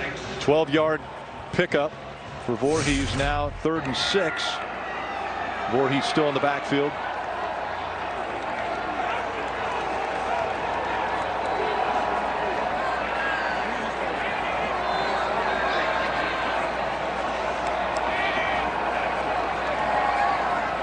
Potter, quick pass off to the left side. And not enough, it looked like, to get to the first down. Very close, though. Yeah, they're going to give it to him. On the line, so they will get that first down.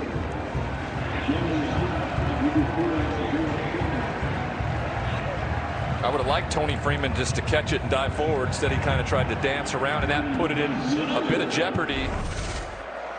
Defense pushed him back, but it was forward progress that got the first down. Good throw. I would have loved to seen more of that. Potter rolls right, looks.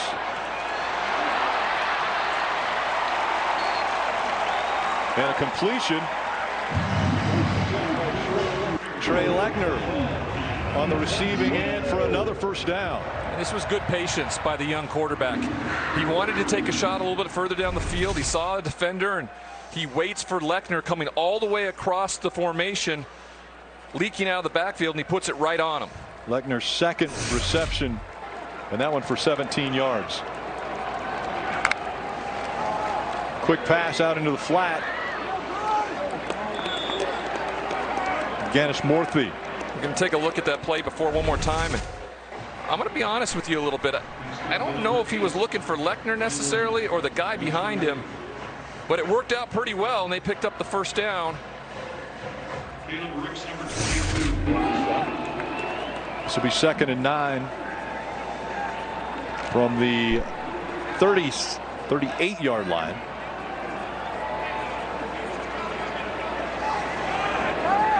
Now we're seeing a little bit of poise out of Potter.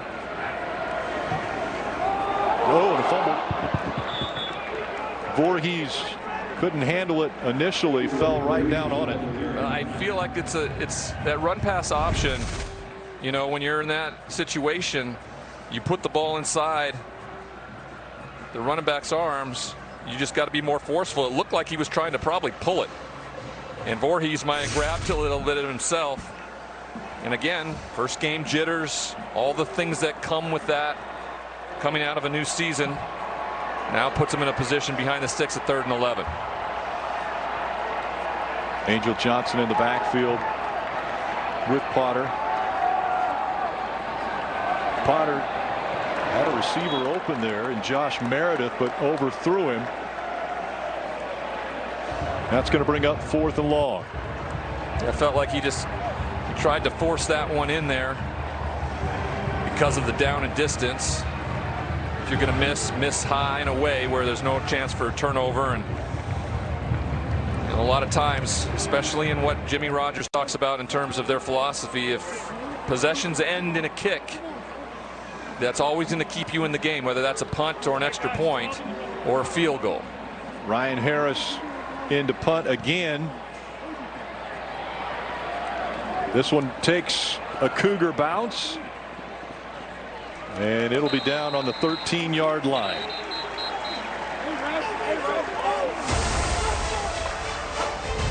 You're watching CW Football Saturday, presented by Pacific Life. Nearly 160 years strong with financial strategies for a more confident future.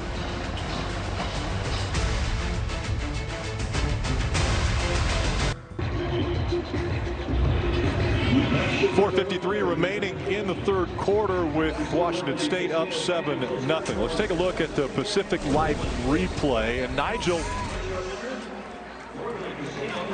Yeah, Rick, you know, it's interesting because Joshua Woods, you talked about all the talent, the mobility, his arm strength and accuracy. But the Washington State defense is really, really frustrated and bringing pressure, causing turnovers, and then it's starting to show a little bit in some of the extracurricular activities. He's now got not one but two post-play fouls that luckily did not result in an ejection. You get two of those, you can be tossed out of the game. So young man is only a sophomore. He's got to kind of keep his head. He's got a chance to pull off a big upset if he can lead his team down the field. Handed the ball off there to Cummings. The Pacific Life nearly 160 years strong with financial strategies for a more confident future. And again, they started on the 20-yard line. That was because the ball was actually touched by the Cougars at the 20, and so they brought the ball up to the 20 for the start for the Vandals. You know, Nigel is exactly right. The young quarterback has given the Idaho Vandals an opportunity, but just as he takes that step forward, he takes a couple step backs with some of the behavioral things that have cost his team so far. And the attempt at a reverse, and Menjahar not able to take advantage of actually a little forward pass, a little shovel pass to Menjahar coming across. Great job of Ram Stevenson just setting the edge by getting up the field, and then the posse returns. It's been a long time since the Palouse had a posse. Love to hear that again. They're swarming too. Yeah, they are. After the loss, third and long.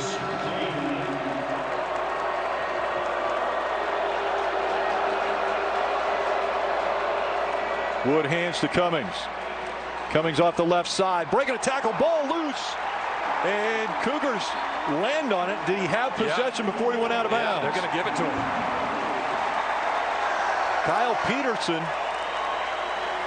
looks as though he dove on that one. Moving on the field is a fumble by the offense, recovered by the defense. First down, Washington State. Elijah Cummings, he just keeps going and going, and then just a great play to strip the football, and then Kyle Peterson jumps on top of it. It looks like he gets it and has possession.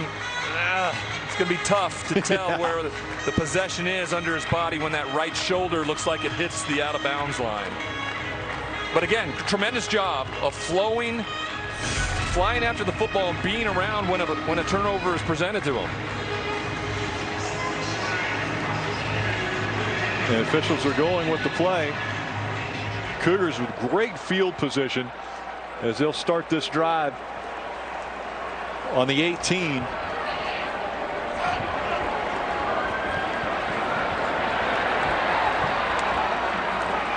Julian Duggar back in quarterback for the Cougars.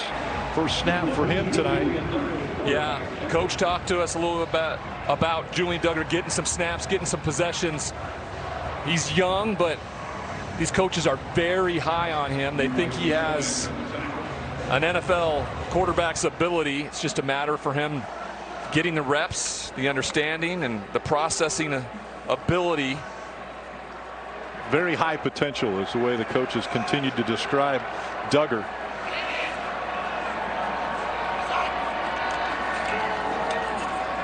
Duggar keeps it, and he's wrapped up.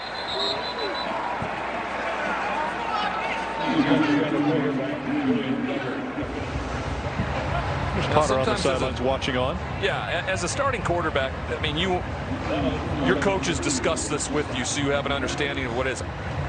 I didn't like it.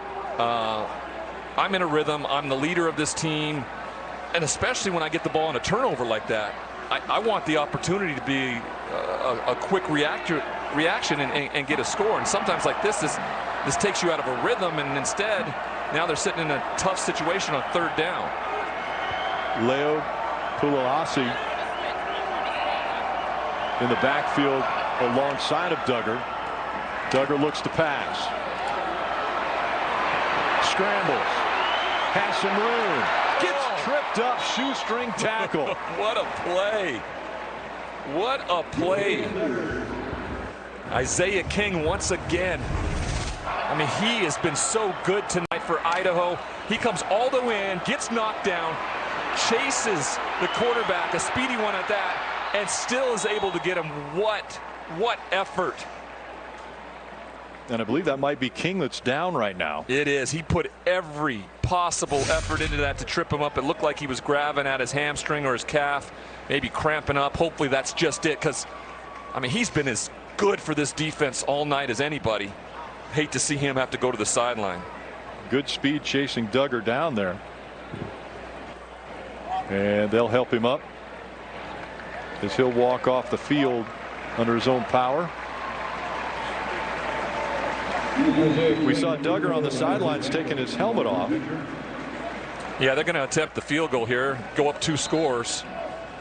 And with the way the defense has been playing, and if you look around and you think about how Idaho has moved the ball, but every time they got inside Washington State's side of the field, that's when they tighten up, and they've had to punt from that spot the entire game. Had to punt from that spot the entire game on Washington State territory. And that's a big thing, that bend but don't break mentality that coach was talking to us about. Redshirt freshman Jack Stevens for the 30-yarder attempt. Kick is good, and the Cougars lead it 10-0.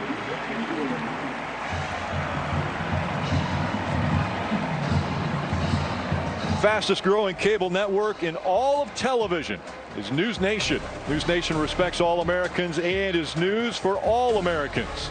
To find News Nation on your screen, go to newsnationnow.com.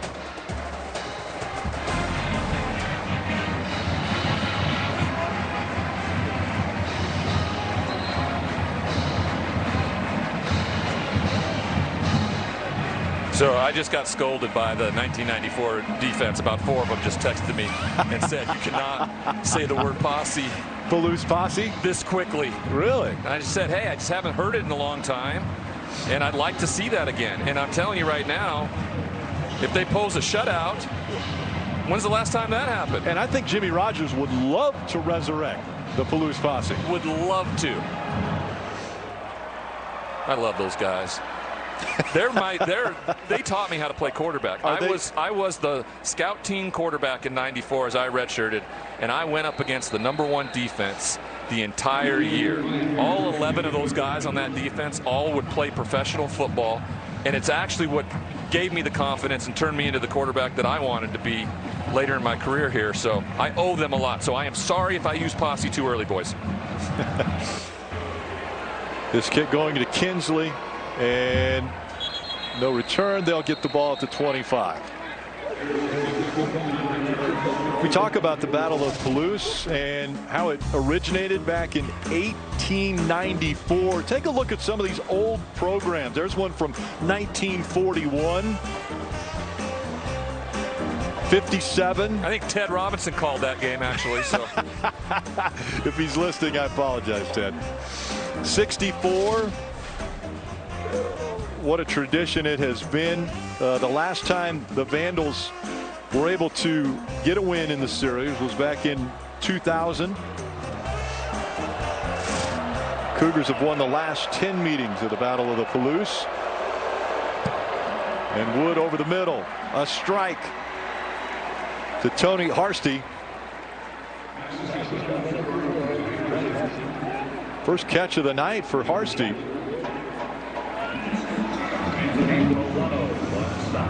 Harsty played in 6 games last year as a freshman. Give to Art Williams, and they shut him down. Little gain there for Williams. Parker McKenna on the play. Good job here. Parker McKenna just puts his nose down and heads right for it. His player looked like he was playing a little flag football there. Got the flag through to the ground. Well done, sir. And Jimmy Rogers, being an alumnus of South Dakota State, a linebacker, played there. He's got to love the way his linebackers fly around the field. He does. He brought 2 of them from South Dakota State, and then you have Parker McKenna, who really has impressed these coaches. I think they stood him up there and kept him short here. Kinchlow, the ball carrier, and it looked like Bryson Lamb on the stop. See where they spot this one. Looks like a foot short. That is the end of the third quarter. That'll do it for 3 quarters with the Cougars up 10-0. An impressive start for the young quarterback in Jackson Potter.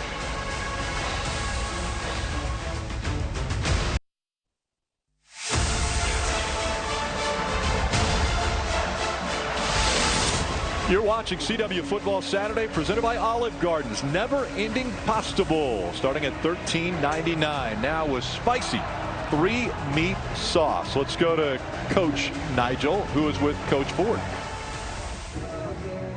Coach, down 10-0. You're in the game, fourth quarter. How do you get your guys to close this out and pull off this upset? Man, we just got to stop hurting ourselves. When you really look at this game, we've had a bunch of self-inflicted wounds, so we got to do a better job taking care of the ball and not giving them extra additional yards up for free. Good luck down the stretch, Coach. Thank you. I appreciate it, Nigel.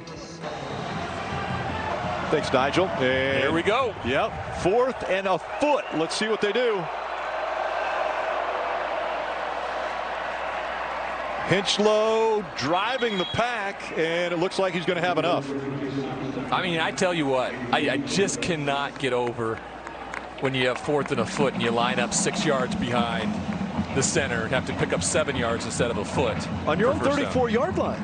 Well, I'm not so much of that, just the decision. We see it all the time. It's because these quarterbacks, they don't know how to get under center. So they don't know how to do it. Yeah. And they have to line up and be in a situation where they go from the shotgun. Luckily, they're able to pick it up and now get a new set of downs. Cummings behind Wood, and he'll get the carry. Got a gain of 2 on that one. Running right into that defensive line. That's Humphrey again. Colby Humphrey comes off the edge down the line and just rips him from the side. I mean, he's been maybe the most impressive guy on the defensive side of the football so far tonight.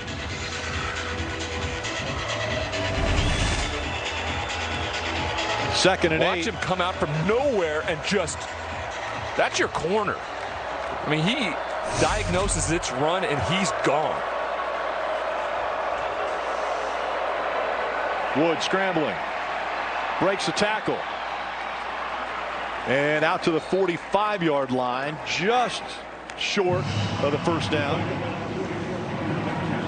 Parker McKenna on the stop. I mean, it's a tough deal to, in a full-day sucker, keeping someone like Joshua Wood in front of you. He's got some legs. They've been able to do it. He's been able to pick up some yards here or there.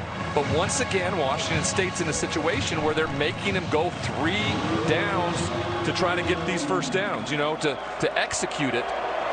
They've been really good about it, make him earn everything so far today.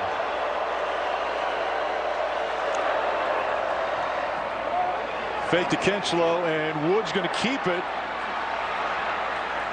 And penalty flag late after he got enough for the first down, but we'll see what the call will be. It's kind of a late flag, too. Washington State got really lucky because this is the first time he's pulled it on a zone read. And if he got outside, there was no one behind him. And he could have gone all the way for a touchdown that would have brought him within 1 possession.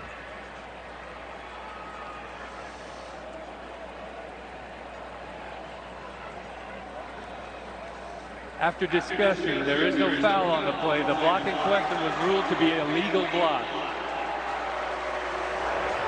First down. They picked the flag up again. Jimmy wants to know what that was all about. Great job.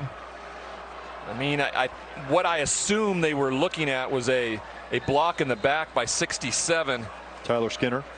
And sure looks like a block in the back to me. So, I mean, what you saw is what you got there, it feels like, if you're the linesman. And great read by Joshua Wood there to pull the rock and tote it for a first down. And Washington State once again are in a put up or shut up situation. From the 45, Wood throwing over his receiver once again. You know, this is an instance right here for Joshua Wood. first real starting opportunity, first down. You take a look at that guy in the flat. You see the corner vacate it. The reason why you had to throw it so high over to the corner is because your flat receiver was there because the flat defender got depth. Give him the ball. Let him pick up 4, 5, 6 yards. Maybe he breaks the tackle and picks up more. But now instead of it being second and 4, you're backed up 2nd and 10. These are just little things as a quarterback that you'll learn more and more as the season goes on and as you get more experience under your belt. Jesiaro becoming the favorite receiver so far for Wood.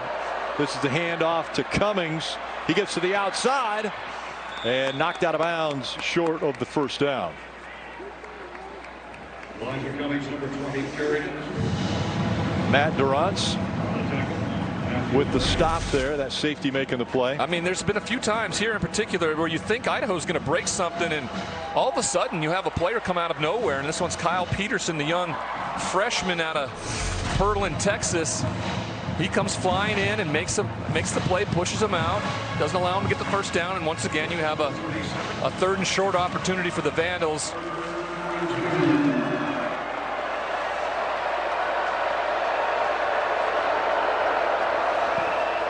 Wood to Cummings. Cummings up the middle, pushing the pack, and he's right at the line. Let's see where they spot it. Bryson Lamb on the stop. They're going to say yes. The linesman came in from the top of your screen, and she was there first down, and then she wasn't a first down, and then she was a first down. You know, that's the 6th first down out of 13 opportunities so far for Idaho, where Washington State's only 1 for 9 on 3rd down tonight. So execution-wise, the Vandals much better. Results have gone in the favor of the Cougars. Wood fakes the handoff. Now over the middle. Triple coverage. And that one falls to the ground. You know, for a moment it looked like he was open. He split the middle of the field, but like the defense they were supposed to do, they all turned, and Tucker Large just absolutely does a tremendous job of playing that Tampa 2 kind of middle linebacker, and he ran right with their tight end all the way down the field. You had Matt Durrance following up as well to make sure they weren't getting a shot down the field. 2nd and long for the Vandals. Empty set. This will be the 12th play of the drive, and Wood gets it off. Throws to his running back Cummings, and another first down. Yeah, that one was too easy. And that may be something that they saw. You spread everybody out and take this defense and make them spread themselves a little thin, because when you bring them back in like an accordion, they do a better job of keeping everything in front of them and getting to the ball. You spread them out, you find some more holes, you find some more gaps, and you might get some seams down the middle.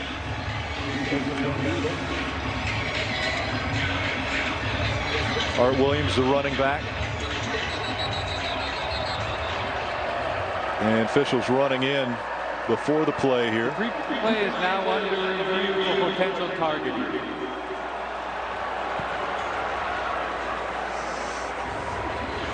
Officials going to take another look at this one. Officials love to just suck the oxygen out of the room, I swear, sometimes. You think the Vandals had the momentum right here? Yeah, but it's just one of those things. Like, of course, they get the call from above. That's why they have to do it. Momentum, yes, but just the flow of the football game, you know, playing. That didn't look in any way, shape, or form as lowered the helmet. Malicious. I know they're trying to protect Parker here. Don't lower your head, young man. Make sure you see what you hit. But it's nowhere near the neck or head area. It's at the shoulder pad. If anything, they can go back to Parker and say, hey, son, pick your head up. Yeah. This could have been very dangerous for you. Yeah, that was into the ribs of Cummings.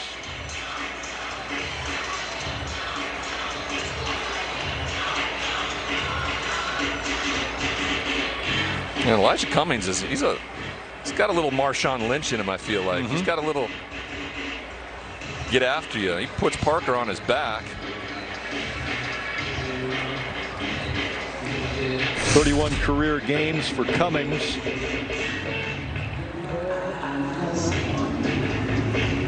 Hopefully they'll come back close here. Should be no targeting, and we can continue on here. First down for the Vandals.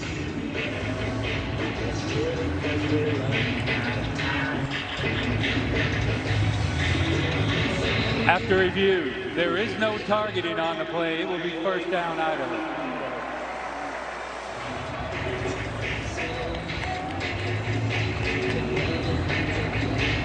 Idaho reached the Cougars' 33-yard line in the second quarter.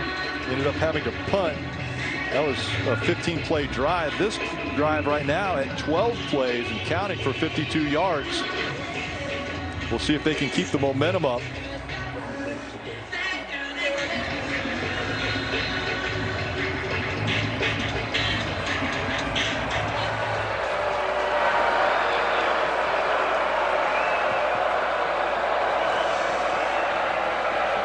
Wood pressure, scrambles up the middle, all the way down to the 10-yard line for Wood. Another first down. They're going to call him down at the 12.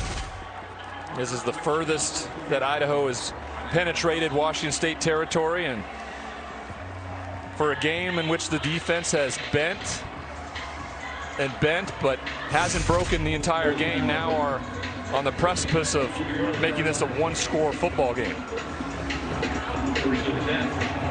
See how they do with the Vandals in the red zone.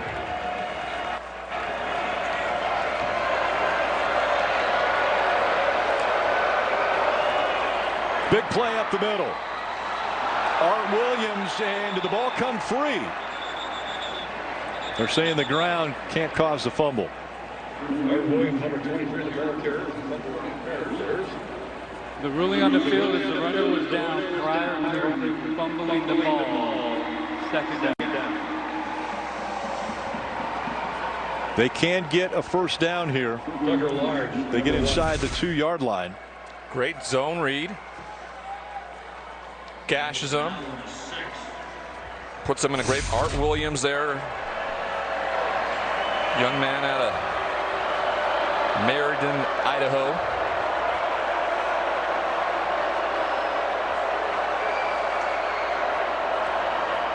Williams gets carry again. Gains about 2 yards. Be a little short. Third down. Clock ticks away. 8 minutes to go in this ball game.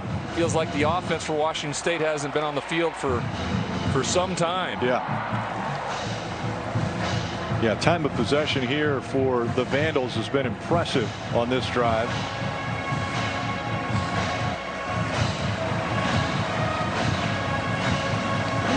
And now it's 3rd and short.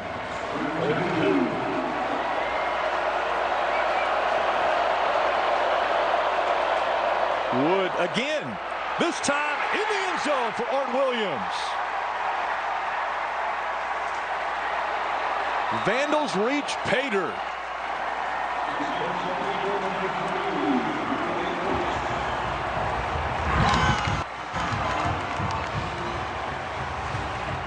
That was a character drive, and they found something because they brought in some extra beef over the last few plays there, and they ran the zone read with Art Williams 2 times to hit Pater. Drive was 16 plays, 75 yards, and took up a whopping almost 9 full minutes off the clock to get them within a score now of Washington State. Cameron Pope in to attempt the point after. It is good. And now the Cougars with just a 3-point advantage. 10-7 as the Vandals march down the field and put 7 up on the scoreboard.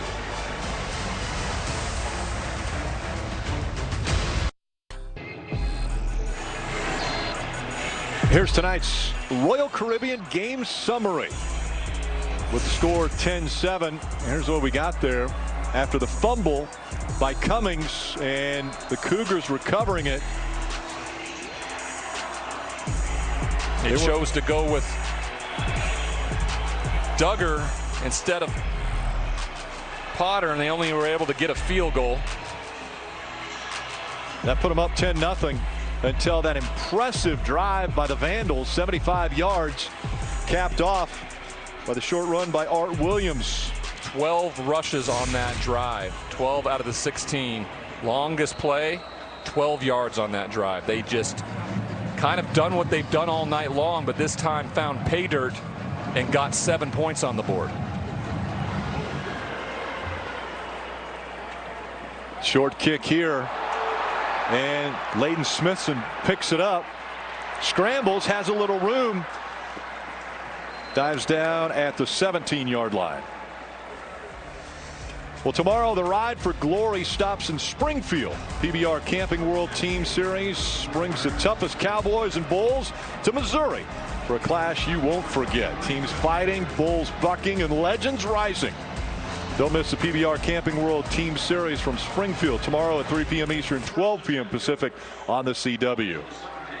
I do like going to rodeos, though, and I love the bull riding part of it. Yeah. So, I mean, it's bulls and blood. Those guys are tough. I mean, tough. Yeah. Duggar still in at quarterback for the Cougars. Oh, and snap over his head. He's able to grab it, but they take him down at the 3-yard line. Why is he in the ball game? This is the thing that happens, right? You talk about having something, a planned part of this, but Jackson Potter's been the quarterback the entire game. Have they thought he wasn't enough? This is a tough thing if you're a Cougar fan out there watching, wondering why this happened in these very big situations of a football game. Now from the 3-yard line, in his own end zone. Quick handoff to Johnson for nothing. The Cougar faithful have gently disappeared from the stadium. The student section is evaporated, and then you have the Idaho contingent down to our lower right that has gotten loud. The band is playing, and the Palouse now seems like it feels more like Vandal territory than Cougar territory, as this place is getting loud here on 3rd down for the Cougs. Idaho couldn't be in a better place as far as where their fans are. They're making it very hard right now on Duggar. Duggar to pass. Over the middle. Can't hit his receiver.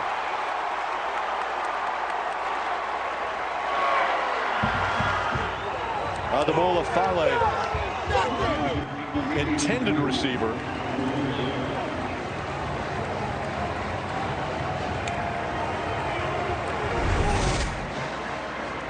And so now Dylan Lane, the captain, the young linebacker who was kind of overshadowed by his older brother last year at quarterback.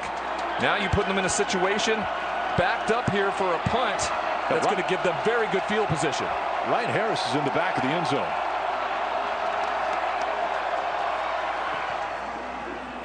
Harsty. Fair catches at the 45-yard line. And so now the Vandals with momentum and the ball in Cougars territory.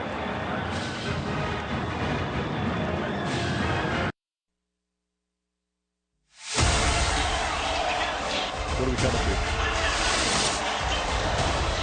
And so we take a look. Jackson Potter, we see him in the background there. And talking to Duggar as the Vandals now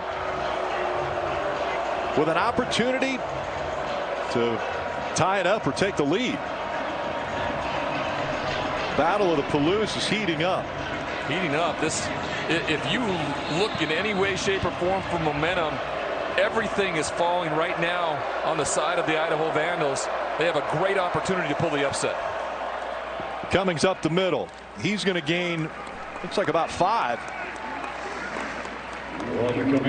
And if you're a Coug fan, you see a lot of the same old in this, where defense plays pretty good the entire game, and all of a sudden just becomes a bit of a sieve, and they get scored on late. That's what happened over the last 3 games of the season last year under Jake Dickert, and that defense that ended up almost entirely last in every category defensively, which is something that they wanted to see differently here this year under Jimmy Rogers.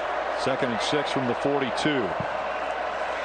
Wood backing up, throws over the left side, and incomplete, intended for Gabe Hoffman.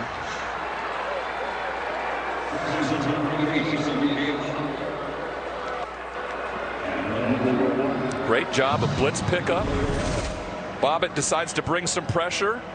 They pick it up well, and Wood does a good job, but Tucker Large is right there. He holds his left shoulder as he goes down, and now the trainers are on the field walking him off. That's not a good sign, because he is a huge part of this defense, especially on the back end. Ryan, could this be a situation? Well, they're going to walk him off. The officials were holding it, but they had spotted the ball, and then the defensive player showed injury. I know the new rules on that. Yeah, that's not the type of thing that the rule was invented for. That's for sure. 3rd and 6. Biggest play of the game.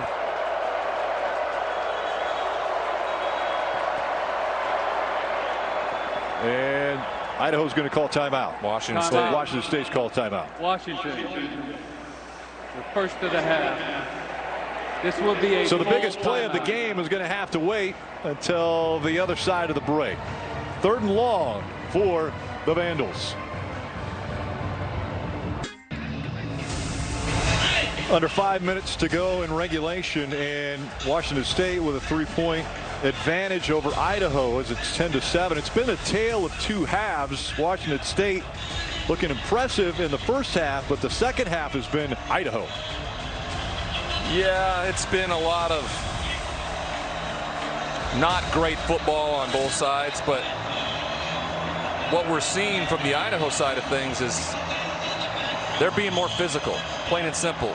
For a game that it looked like it was kind of back and forth, they've just become more physical. Washington State, number 1, has to sit out for 1 play. Not if they called the timeout, though.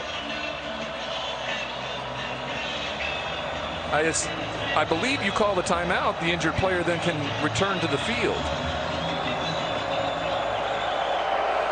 Let's give Mr. Mothershed on that one.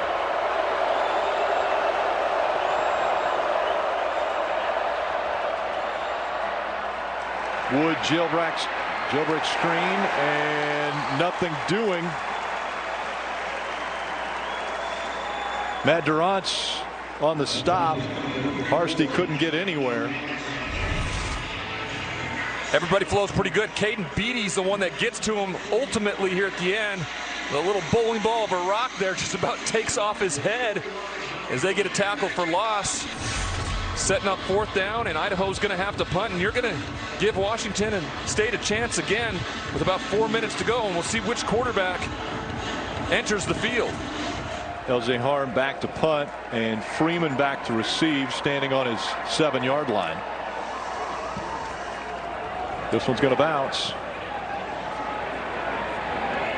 And it takes a Vandals bounce all the way down to the 6.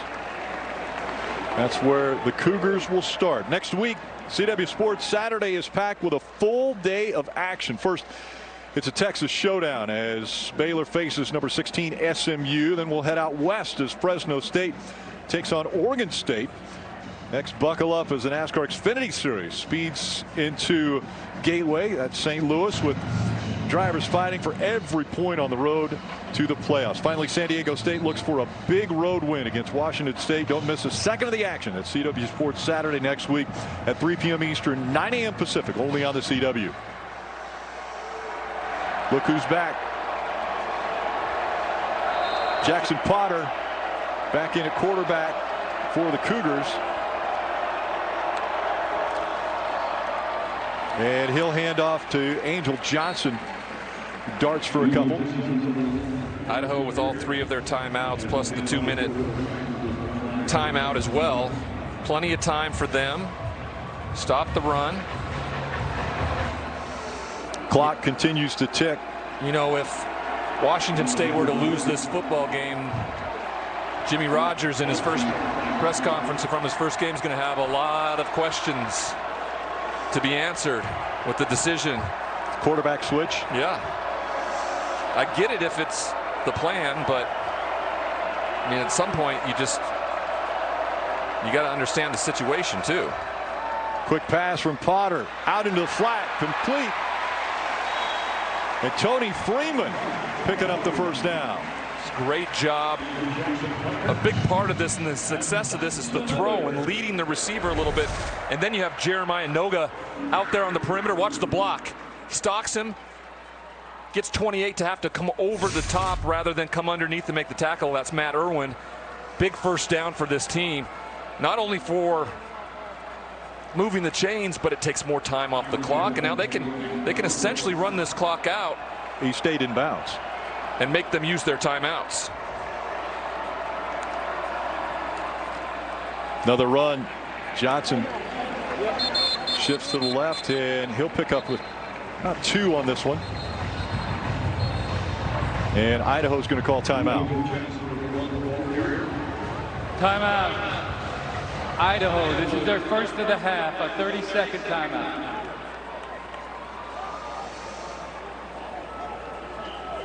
They stop the clock at 2:19. We still have the 2-minute timeout that will be coming up. Timer, please reset the game clock to 2 minutes and 29 seconds.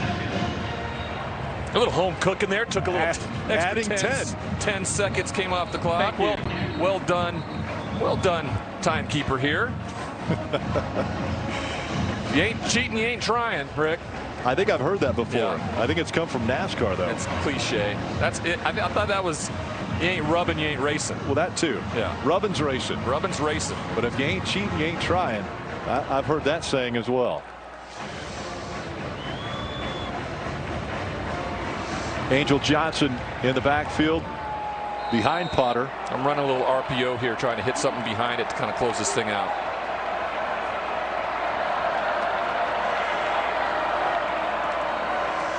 Quick give to Johnson, and he fumbles the ball. It's picked up by the Vandals, and they will have it. 1st and 10, just outside the 10-yard line. What a defensive play. Fumbled by the offense, recovered by the defense. First down, Idaho. Donovan Parham. All right, this is just a zone to the right side, and an absolute monster. Mateus McLean, the recruit out of Idaho, Priest River, Idaho, is right there. Just head up. Boom. Then he knocks the ball out with his right hand. Not only does he make the stop, but he uses his right hand to knock the ball out of Angel Johnson. Jumps up, scoop, almost score there for the defense, and now they are in prime position to win this football game after Washington State realistically controlled the entire football game. Tighten up the chin straps here.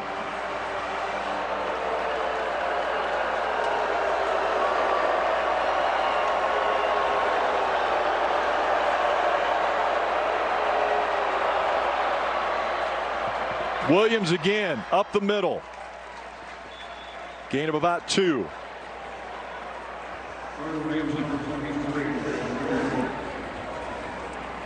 Anthony Milano, number 0, stop.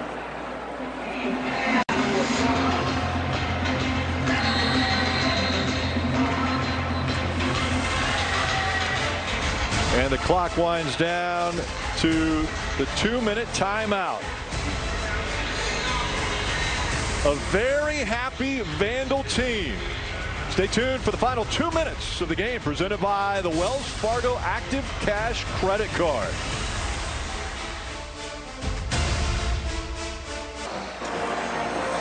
As we head into the final 2 minutes of today's game, here's our snack back replay presented by the Active Cash Credit Card from Wells Fargo. It's been all about the rushing game for the Idaho Vandals here in the second half, particularly in the fourth quarter.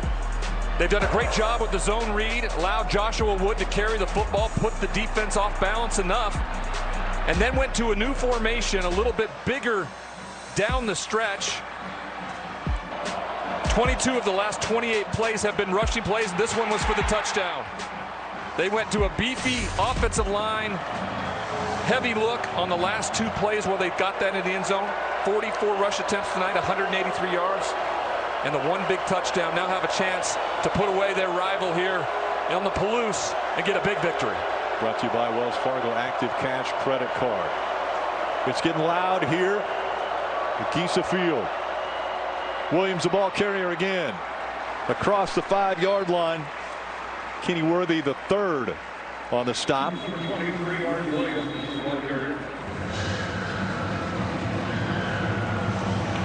Wazoo does a good job of taking a timeout here, so they'll have some time left, hopefully offensively, if Idaho were to score. It would be a 30-second timeout. Nigel, what clock is going on down there? Do you have any idea about the quarterback switch, and how is Idaho handling this pressure? Well, one, the quarterback switch, they wanted to play Duggan the entire game. Obviously, being backed up in that situation wasn't ideal. When it comes to the running game, again, they are creating double teams, and the Washington State linebackers are not showing up downhill fast enough to get the double teams off. The other thing that they did, and you talked about it, Ryan, they brought in they actually had an offensive lineman playing tight end. Yep. They're blocking down, and they're forcing the corner to make tackles. And I'm telling you right now, I coached them for a long time. That is not why you gave them scholarships. They're there to cover. I ain't here to make tackles, coach. And that's what they're exploiting in the run game. Let's see if they go back to it on this 3rd and 3. Yeah, they are. They're heavy.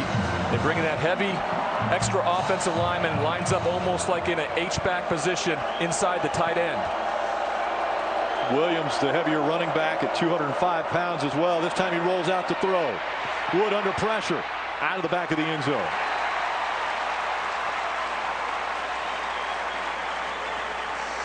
Bryson Lamb.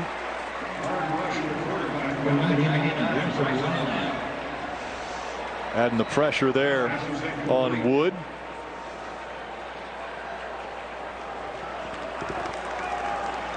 And that'll bring up 4th down. And so now the 21-yard attempt for Cameron Pope to tie the game up.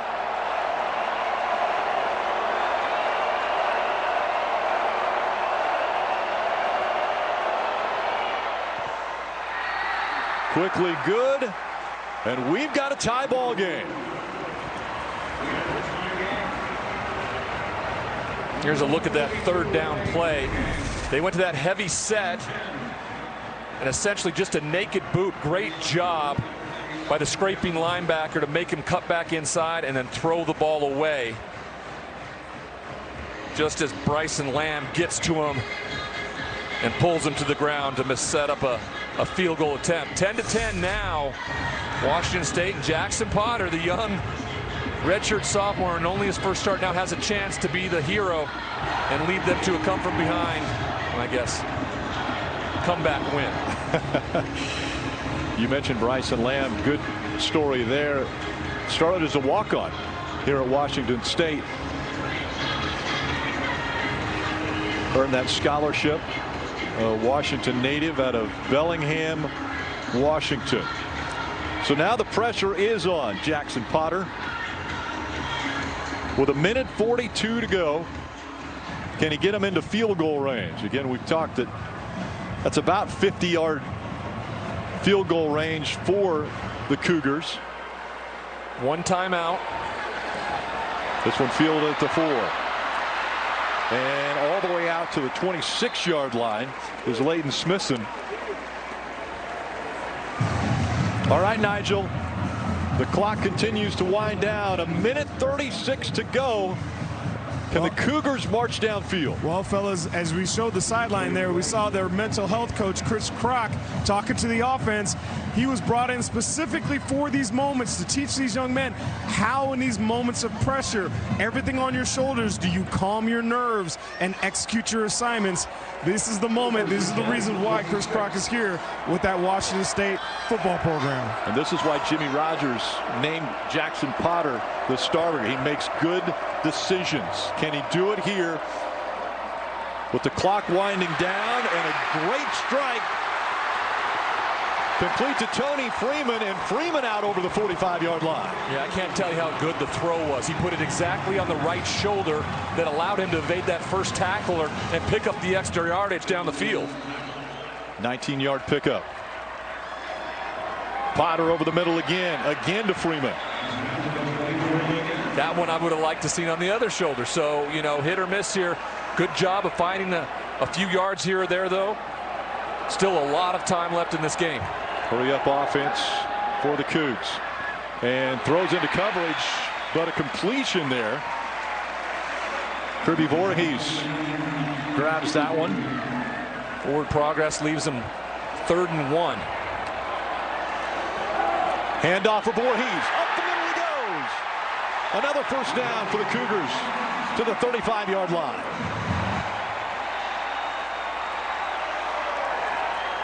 Take your time now. You're getting closer and closer to field goal range. 48 seconds on the clock. Out into the flat. Voorhees again. What a great tackle.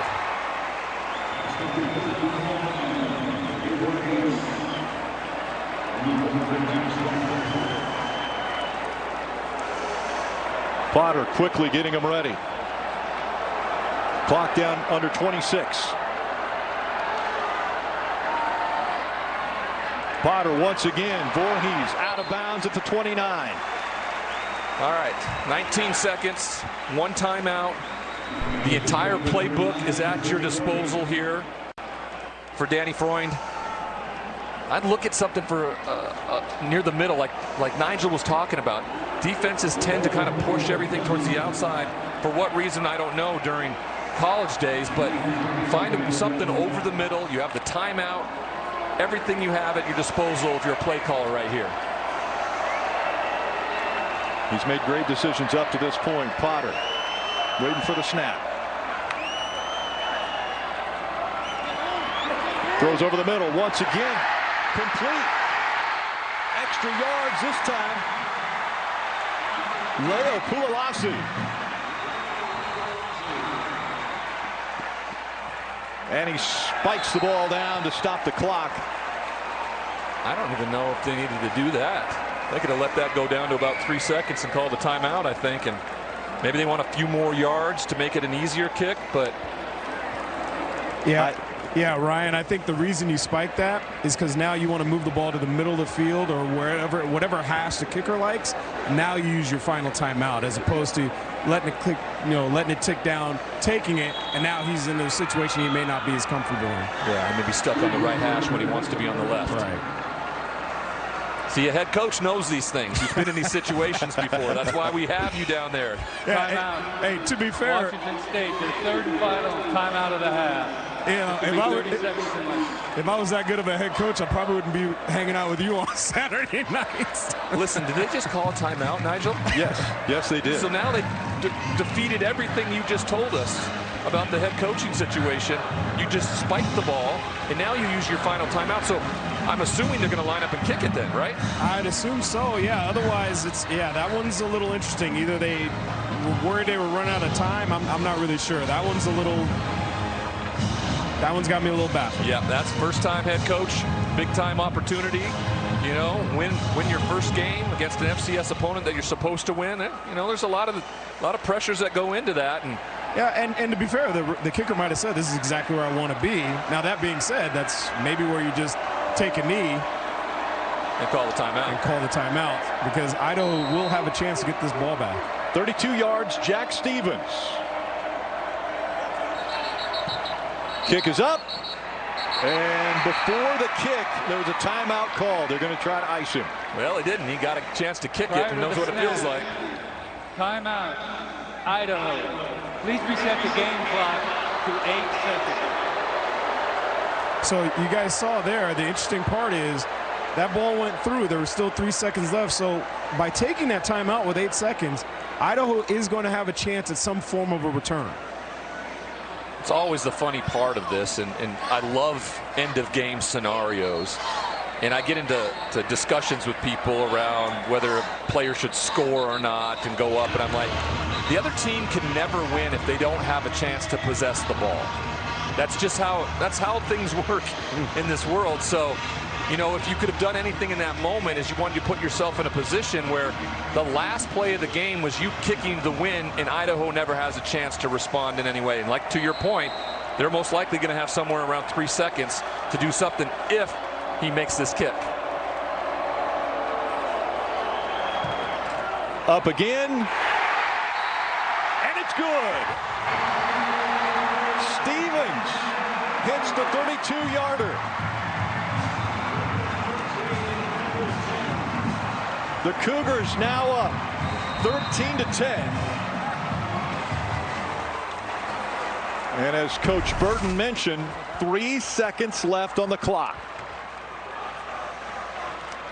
Oh, 2 Idaho players just collided trying to make a block there, and one of those players is still down on the field.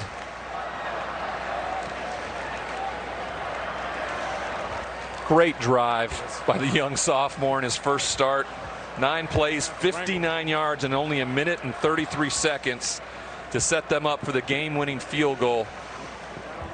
You know, outside of the 2 possessions with Duggar, they've done a pretty good. And Coach Rogers said he wanted to make sure that Duggar was getting snaps, but maybe that wasn't the right time. Well, it's just and the right field position. So Detroit Lions fans everywhere dislike me greatly because of this. The NFC Championship 2 years ago, they go for it on 4th down. They don't get it. They could have attempted a field goal with the amount of time left and everything with an NFL game. If he makes the field goal, San Francisco doesn't have enough time and enough possessions to win that football game. You have to look at situations differently. It doesn't matter what's gotten you here. It doesn't matter what, let's say, analytics say sometimes. Like, you're in the NFC Championship game. This is your first game coaching. You want to win a game. I know you want to get him some snaps, but maybe it's not the right time to do it, you know? You've been coaching your whole career. Use that gut in that moment and not just go off a decision, one that ultimately could have cost you. It looks like it's not going to. It's not going to backfire on them, but it's something you're probably going to have to take a look at. And the kick, surprisingly, he's going to bring it out. There you go. And that'll run the clock to 0. We couldn't have fair caught it on a bounce. That's why. Yep. Had to return it. Had to return it. Great special teams conversation with the kicker. He could have let it bounce through the end zone, and then it would have been a touchback. Yep.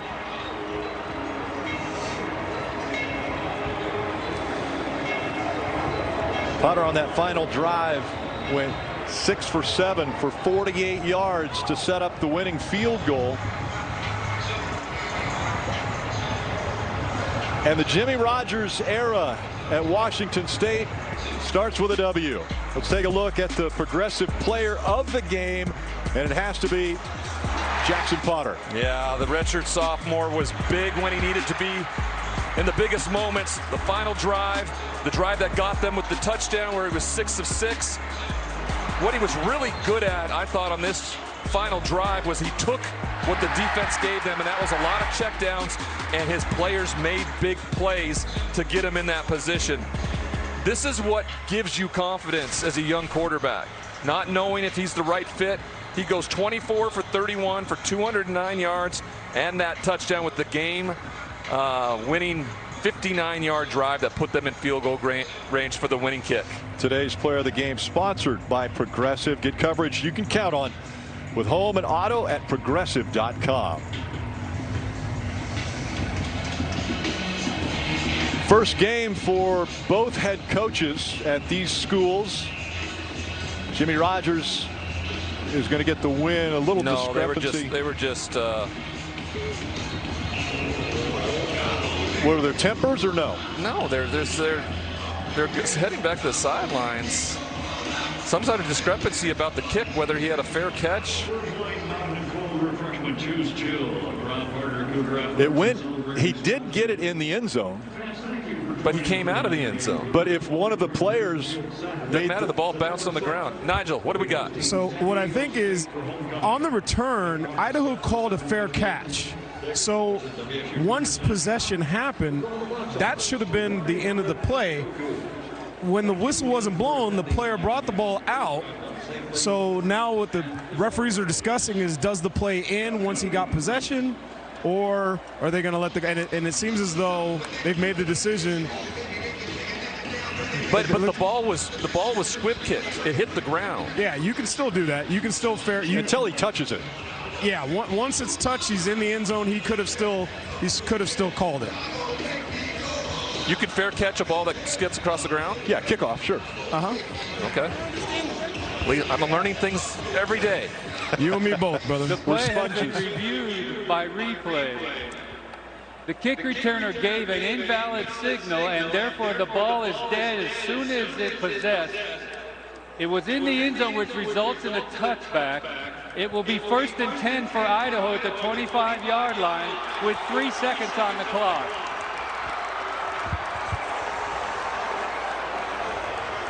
And again, this is a new signal. This year, he was allowed to do that, but the second he touched it, and you even see him kind of put his hand up like, where's the whistle? Where's the whistle? I thought the play was supposed to be dead. I mean, this is a good job. This is the new rule, of course, of any sort of fair catch or T signal by anyone on the field. Anyone on the field. It doesn't have to be just the returner. Yeah, the play is blown dead, or supposed to be blown dead immediately when he touches the ball, and that's anywhere, wherever he touches it. And so, as we had said, 3 seconds still for the Vandals, and so their offense comes out on the field, and after the celebration by Washington State, they've got to refocus if they want to win this game.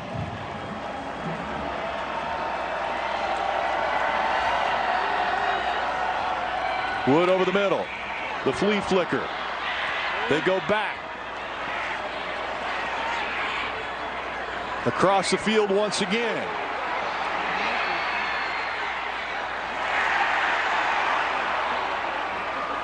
Is this California? And a big hit right there, Linden. Fitting. Ram Stevenson rams home the first win. That is the end of the ball game. A lot of fun, but Ram Stevenson stays the part, just like in his zone, and just like earlier tonight where he made the big play on the fumble recovery. He closes the game out for Washington State and gives Jimmy Rogers his first win as the Cougar head coach. Well, the Vandals tried a little, I guess, showmanship there at the end, trying to figure out how to move the ball forward.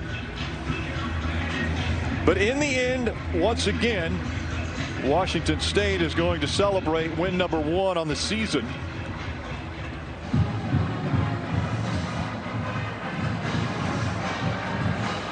They get fellow new Pac-12er in San Diego State when we have the doubleheader next week. Ted and I will be in Corvallis for Fresno State, Oregon State, but Washington State will take on San Diego State, then hit the road to face North Texas. And here we go, Nigel, with the winning coach, Jimmy Rogers. Well, Coach, how's your blood pressure? You know what? I'm proud of the guys for finishing, but I'm disappointed in so many things. We're going to clean things up, look at the film, and get better. But I'm proud of our defense that battled their tail off. They probably took way too many snaps. Offensively, we just lived backed up the whole game, and we could never get anything going. Credit to Idaho. They stopped the run, and they made it really hard for us. So that's a good football team. We'll get better as we go. I know you're proud of your defense, but you got to also be proud of your quarterback. First start ever, the way he was able to deliver the ball, especially early with that great touchdown pass. What did you think of Jackson Potter tonight? You know what? I thought he started well. I didn't think we really gave him much in the run game to really help any of the pass game. We'll clean those things up. You know, going into that second quarter, he kind of got into a rhythm, and then at times he just missed some wide open throws. We felt like we were trying to mix things up with Duggar because he's a little bit more of a running threat. But to come in like that after that move has been that happened, credit to him.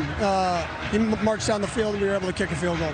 Last question. How about that wild ending? Any explanation? Have you ever had anything like that? Nah, but he fair caught it and then he touched it. So technically the clock is dead. Well, hey, if every game like this on the Palouse is this exciting, we can't wait to see how the rest of the season goes. Congratulations. Like this, but thanks. Congratulations on the win, Coach. Back to you guys upstairs. Thanks, Nigel. Great to see the smile out of Jimmy Rogers. I mean, you talked about it, the focus, just I guess, the intention of what he wants to continue to do in his career and now here at Washington State. He's really, I think he's got the team buying into his philosophy. And Ryan, what'd you see out of this team today?